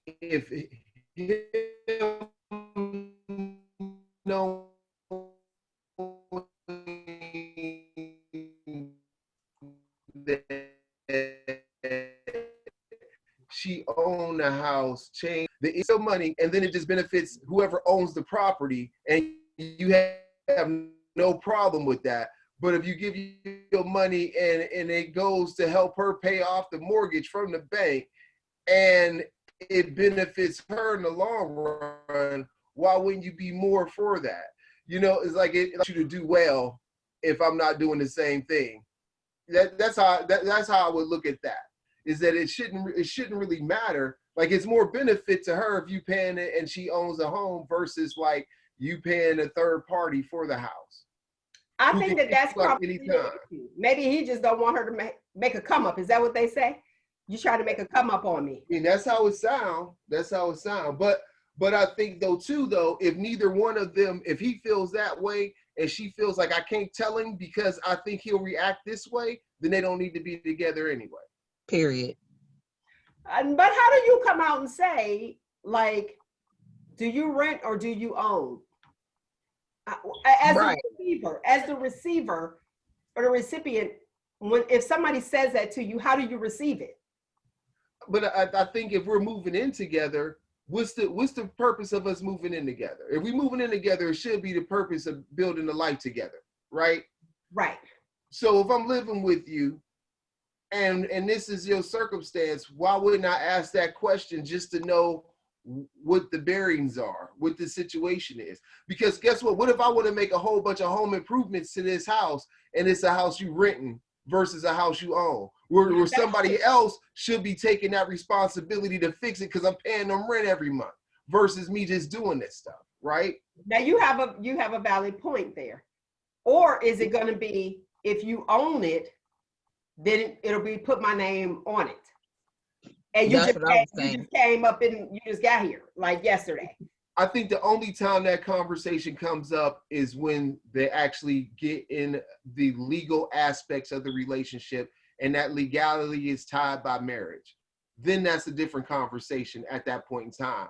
But if you just potentially just over there, you paying rent, and if you know, like why would I give up half of my house to somebody that hasn't given me their life? You know what I mean? Like, I mean, for that marriage. So what happens day one, we go in, you get the house, my name is on it, we break up. Then I own half of your house? And I've only paid a portion of what it cost over that time period. Let's say you had the house for 5 years and we was together for you said 3. You had 5 years prior to the 3 that I had, right? And so, yeah. So now I'm entitled to half? No, I don't think so. No. Not, especially if I'm not married to you. I agree with you. That's my thought on that. Here's the thing: when you asked, to me, do you rent or do you own? When you gave some examples, Roogle, now I understand as far as like home improvements and things like that. And who do we need to call somebody, or do I need to go ahead and just do it myself? So that's valid. But to me, asking that question sounds like I should be asked, or the next question will be like, how much do you make an hour? Excuse me, sir. Treat my income like child support. Don't count on it. But I don't think it's in the same category though, because I mean, like if I'm asking you that question, okay, like maybe I want to have my money. Maybe I want to have my money directly to. First of all, it's like this: if I'm moving in with you, and you don't own the property, am I helping you break the lease? Maybe the lease agreement is only for. I mean, seriously, you know, like sometimes it's like, hey, well, if did this guy, you know, you got this other person staying here or whatever, did they break the stuff or whatever? Are you subleasing my property? That's a whole nother issue in itself, and that can break the lease, right? It can. Yeah. But so see, you heard what I said. Spend a night a lot. Uh-huh. You all in here because you're not on the lease. Spend the night a lot. Yeah. But if you spend the night enough and you feel like you need to give half the stuff and you already securing your other place too, then that's a decision you choose to make. Because they could also say, I mean, you can have that person like, well, I'll pay this particular bill or something of that nature. Hey, thank you. But he hopped right into paying half the mortgage. You know? But you don't even know if it's half. Let me be clear. You don't know if it's half the mortgage unless some females need to be schooled by me. You don't tell. All you do is if the person want to come and help you, be like, here you go, boom. Because once you tell them what they're paying, if somebody sit there and they be like, okay, well, I'm gonna help you. I'll pay the electric bill. Then all of a sudden they get petty. They start turning the lights off. They be like, oh, you watching TV? Well, I'm over here. Well, I pay the electric bill. Click, because you know people petty like that. Let's turn that off. You know what I mean? I pay the water bill, huh? What, you running that water? You taking a bath again? Hold on. Let's just turn this off at the base, or the toilet at the base, or whatever. People are petty. I don't deal with people like that, but I'm just saying, you don't say anything. If someone wants to help you, let them help you. The answer is, if anybody, here's the deal. When men ask, do you need any money? Now, some of them feel as though that I'm just asking, but you shouldn't have to ask your woman if she need any money, because the answer is, we always need. Now, if you are that honest person that sit there and be like, oh, okay, the benevolent person be like, oh, no, I'm all right. Honey, you are not all right when you're sitting there writing out bills. You're not all right. Because when you are comfortable, you don't got to write out no bills. You'll be like, okay, it's there. I know. Boom. Here you go. Let me go ahead and pay it. Because usually when you're writing out bills, you're budgeting. You're looking at your budget. How much am I going to have left? If anybody you are dating, you don't have to sleep with them, but anybody you're dating, if they ask, Do you have some pocket change? The answer is always no. No. That's the answer. No. Roogle, listen. So if you ever sit there and ask the question, see, we don't look for you to ask that question. We look for you to just put it down on the table. Here you go. That's some money for your pocket. We appreciate that. Do we pay bills with it? 9 times out of 10, yes. We'll take it. Boom. Some people's like, okay, well, I got you a gift card to get your nails done. Okay, so the gift card means I can't put it towards something else. I need to go get my nails done. Here you go. You know what I'm saying? But the answer is always no. If somebody asks me how much I make an hour, I have a problem with that. And I'm going to tell you why, because it's a loaded question. Do you have any, how much do you make an hour? You are now incorporating my finances with your finances. And it's okay, because guys need to do it too, to see how you can make a come up, or how we can be together and we both win, is what the guy ended up telling me. This guy ended up telling me, where if I didn't help you establish those bills, don't count on my money to help you out of your little debt. Because here's what, if you want to marry me, mine is extra. Mine is not to let me do this and let me do that. No, I'm not. Take care of me. If you are able to take care of me when you get married, I don't want a roommate. Let's establish provide for me. Go ahead. Yeah, but there's one thing about bills versus debt. That's a little bit different. But like if you accumulated these bills, don't accumulate my income with your bills. Yeah. But what I'm saying is like, I'm not coming in here talking about I'm paying off your credit card because you bought some dresses eight years ago. I'm not. You know what I mean? That's not my thing. Right. But when I think of a bill, I think of something that's current. You know what I mean? Nothing like if I like. For example, I don't think if I wouldn't have got with a woman and been like, well, how much you owe your student loan debt? You know, because I want to help you out with that. Right? Where that guy at? Where's that guy at, right? You know what I'm saying? Like, you know, but the point I'm saying is like, I mean, if it's like, you got a good point though about do they start getting petty about the usage and all that kind of stuff. I think my thought, what I've always done is that I don't know if I've been more of a guns person versus butter. You know, so I might be, you know, if it's something that, I don't know, I just like, hey, well, let me get, like, let's say if I'm always over that person's house and I'm always watching TV or I'm watching Netflix or something like that, right? Let's say that, and I'm watching it, like I got more shows saved than they got, then it's more or less my service. So, right, so let me just pay for that, right? Here's the money for it, right? You know, or something of that nature. I don't know. Go ahead, Nick. What's your thoughts? Do you think it should be like a roommate type situation, or like split everything down the middle, or what? Talk to us. Yeah, I mean, about your personal situation right now. We're just talking about before you're married. To be fair across the board, if you live together, to be fair with each other, everything should be split down the middle. If you want to give me some extra, then thank you. It's mine, and I'm gonna do with it what I want to do with it, whether it be a bill that I accumulated 8 years ago before we got together, or whether I just want to go buy a new dress right now. If you give me some extra, that's mine to do whatever I want to do with it. Okay, that's fair. Go ahead, Roogle. But I guess my thoughts are, I think you got to look at the situation. I think every situation has its own thing, right? For example, let's look at it from a sitcom perspective. If y'all good times, then everybody got to pull weight. You know what I mean? Now, if y'all the Jeffersons, then it might be a good faith effort. Like, you know what I mean? Like, if I got 7 dry cleaners in New York City, you know, you might just make a good effort to say, hey, I went and got groceries or something like that. You know what I mean? Or, you know, because... Or if you the Huxtables with the doctor and the lawyer, you know they're making bank. Yeah. I mean, and they probably, and the thing is, they probably say, hey, I'll do this and you do that, right?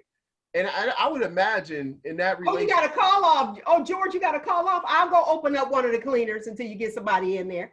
Yeah. Exactly, yeah. So now, you're right. Good times, everybody got to pull their weight. Everybody. Junior. You know. I'm with that. I am with that.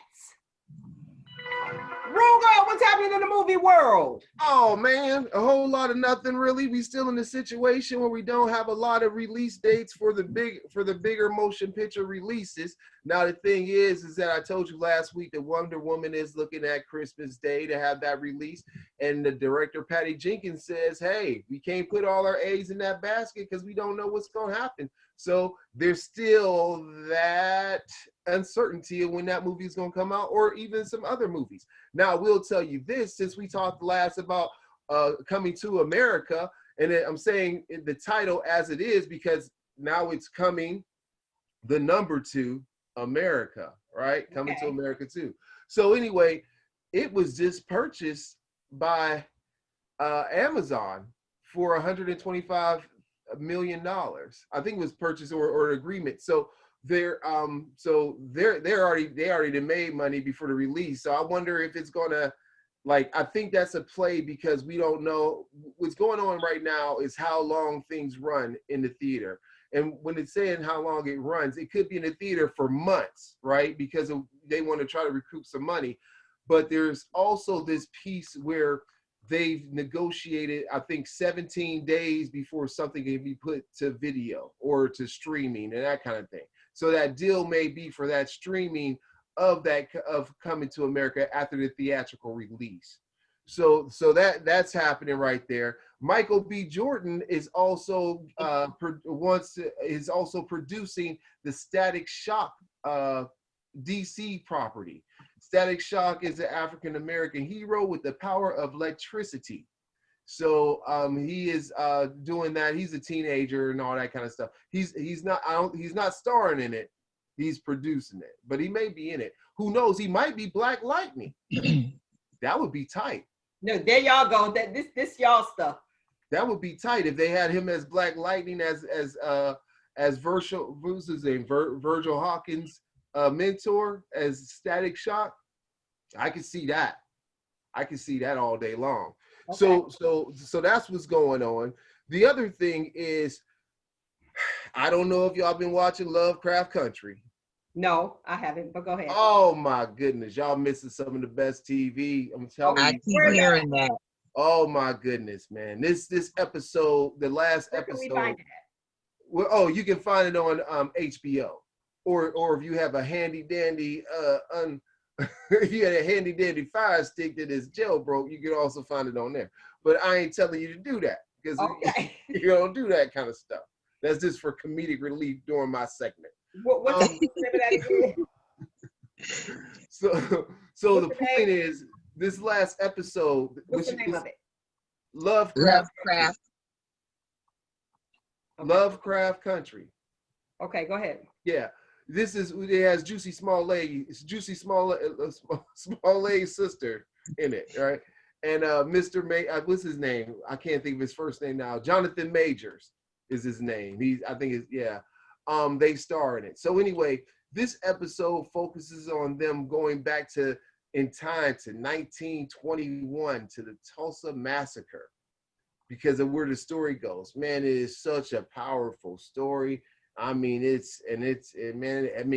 Misha Green is man, she's done some incredible work. I'm telling you. She's directed almost every episode except for the last one, and she's been a writer and then showrunner for that particular project. Along with, she's got the support of J.J. Abrams and Jordan Peele. And man, they couldn't have backed a better person because the stuff is so good. That's all I'm gonna tell you about what happened, to whet your appetite to go watch it. Because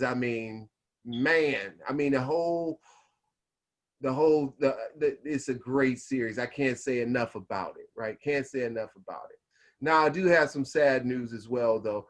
The Tony nominated actor Anthony Chisholm, he died. He was best known for his work in the August Wilson's Pittsburgh Psycho. You know who August Wilson is. Fences and all that kind of stuff. Okay. Yeah.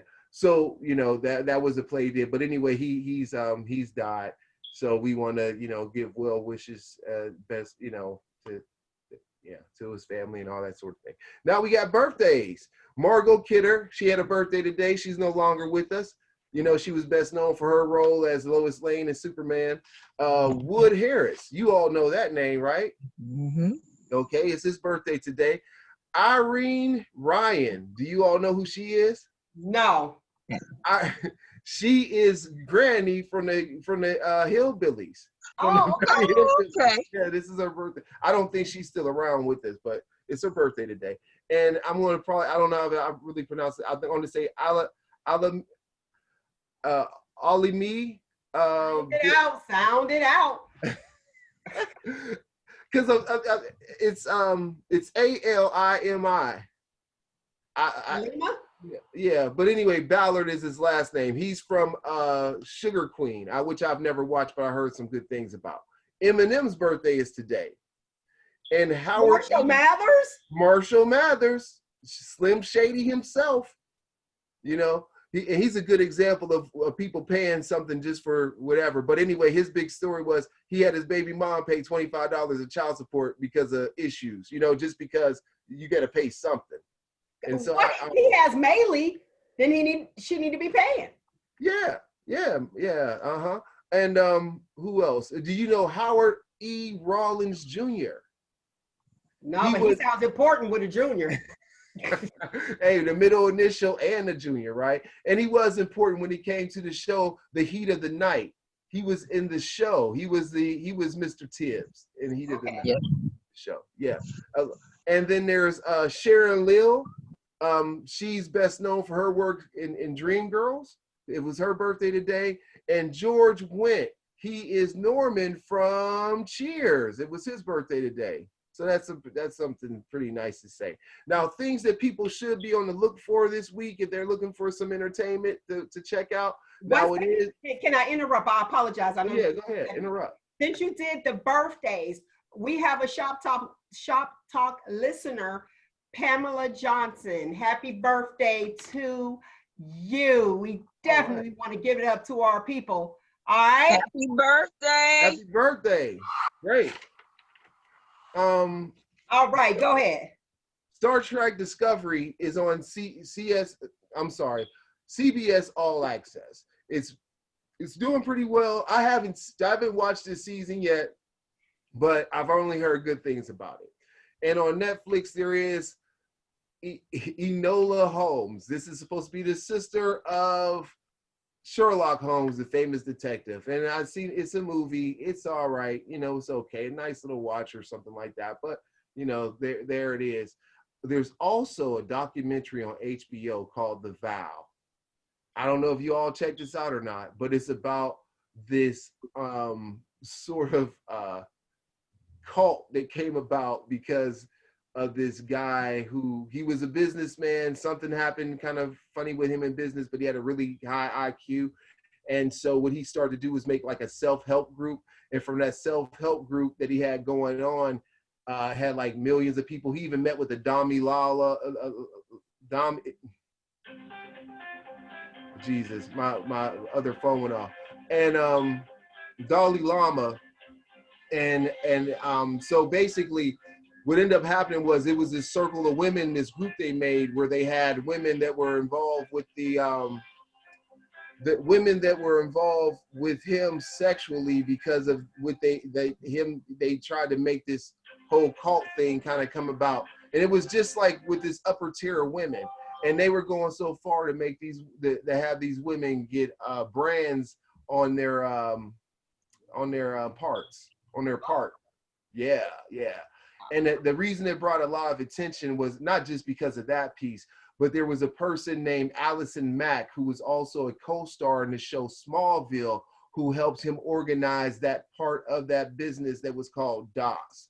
It's very interesting. And it kind of focuses on a mother's efforts to try to get her daughter out of it. Sort of like it kind of makes it feel like the Surviving R. Kelly stuff.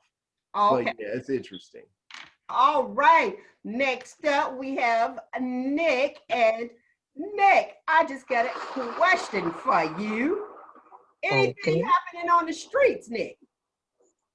Yeah.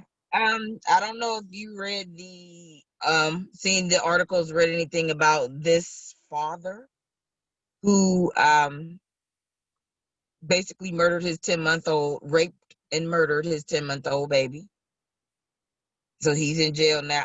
I just don't, I can't fathom anyone touching a child, let alone a parent. Right. To me, that's disgusting. He needs to be castrated, but he's in jail right now. I we'll keep up with the story with that one. Also, I guess this just recently happened within the last couple of days. There was a person that was just arrested because he had a 7-year-old child perform sex acts on him, namely, in front of her whole entire class during the virtual learning.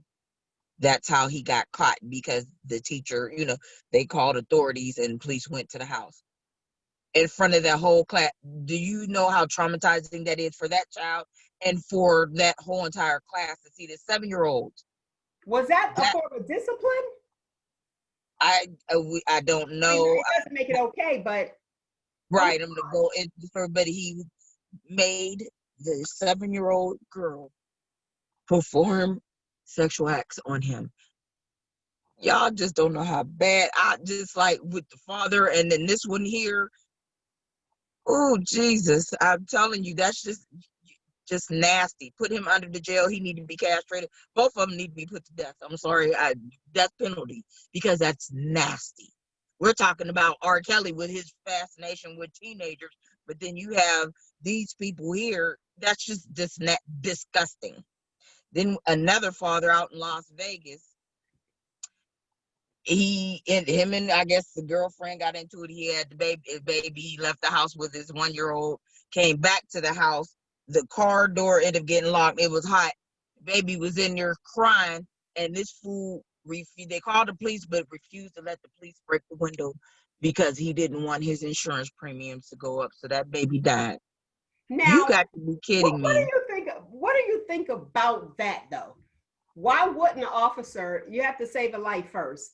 Why do you think an officer would just allow him not to break the, is it? And that's what I don't understand either. Like, I don't understand that, why the officer didn't just do it anyway. Exactly. That's why. Protect and serve. Come on now. Are you guys getting, because I mean, I don't understand. Are they tying this into Black Lives Matter and just all that other stuff? What's going on? And are you afraid? Right. Are you afraid to do it? Right. No, that's a baby. That's a life. You got to save that life. Forget your insurance premiums. If they go up, they go up. So what? You trying to save your baby. Now your baby gone and you in jail for what? Because you didn't want to pay extra $20, $30 or extra $100 on your car insurance. Man, get out of here. You deserve everything you get after this. All 3 of them. That just don't make no sense to me. That's nasty. That is completely nasty. I don't understand it. I don't. Let me say this for the put this information out there for people who don't know how many molested girls there are. These are the statistics. More than 42 million survivors of sexual abuse in America. The National Association of Adult Survivors of Child Abuse is 1 in 3 girls before the age of 18. 1 in 3. Now, I looked on, if you look at RAINN.org, and that's RAINN, they have 1 in 9 girls and 1 in 53 boys under the age of 18 experience sexual abuse or assault at the hands of an adult. 1 in 9. So you just put 10 girls, well, actually 9 girls, and pick one. It's sad. And even with the whole, R. Kelly situation that we're familiar with, and they got him, he in there. He thought he was going to get out. Did not work. He said he tried everything. He tried singing. He tried to say he was beat up. Did not work. And if you look at, there's a picture floating around because nobody knew anything about Janet Jackson and Magic Johnson. But I remember when Janet Jackson with the movie Poetic Justice, I believe it was, where she was with Tupac and she demanded him get an AIDS test. And that's when people weren't familiar with AIDS and they didn't know before she did the kissing scene. However, you have that controversy where they're like, who'd have thought? There's a picture of her and Magic Johnson kissing, and that's the one who ended up with it. And if you look at the age, I want to say that picture was taken, I saw the photo in 1983, which puts her under the age of 18. And he was an adult male kissing her. It clearly, it was, it wasn't forced. You know what I mean? It was this consensual kiss. But I said, wow, look at Janet. She doing her thing. Nyk, I want you to wrap this up as far as the advice you want to give to people as far as moods. Let's talk about moods. What would you give the listening audience? About? Moods. Moods? Moods. M-O-O-D-S. Today's topic. As far as your mood, and I have to learn this myself, you can't let another person in, and like I said, I speak for myself because I'm a work in progress. We cannot let another person, regardless of what friction we have with that person, and I can't believe I'm saying this, but like I said, girl, tell us what you learned. We can't let another person's energy reflect off of us, and we can't. And trust me, I'm learning. I'm going to try. Hurry up, because we got to go. We're running out of time. I'm going to try my hardest, but please don't let another person's energy bring yours down. There you go. All right. So today's topic was moods, and today's footnote is what Nyk said. You can't allow someone else to project their energy onto you. All right. If you don't like it, if it don't fit, don't force it. If you don't like it, you can control it. And remember, colors can affect your emotions. All right, ladies and gentlemen, that is our time. I thoroughly enjoyed you, as I do each and every single Saturday. Game time tomorrow. The Browns versus the Steelers, since it's at the Browns Stadium. And y'all already know the Browns better win because they known for firing everybody. The ticket holder, everybody, okay? Hey, they better not. They can't win. They can't win, so they might as well get ready to lose jobs. Right. And listen, if you want to support this channel, the information is below. Everything at Shop Talk with Mel. Like us on all socials. We got Nyk the Voice of the community. We got Roogle the Movie Guy to keep us up on what's happening in the movie world. And of course, you got me, Shop Talk with Mel, always ready to shop talk. And listeners, I love you so much for listening and tuning in, and we will definitely give you a birthday shout out, as you noticed today. So again, and look, during Roogle time, hey, the Shop Talkers, we got you covered. Find you, embrace you, most importantly, always, always love you. Until next week, people. Shop Talk. Oh. Was it? I think it was good. I think we got the Shop Talk on time.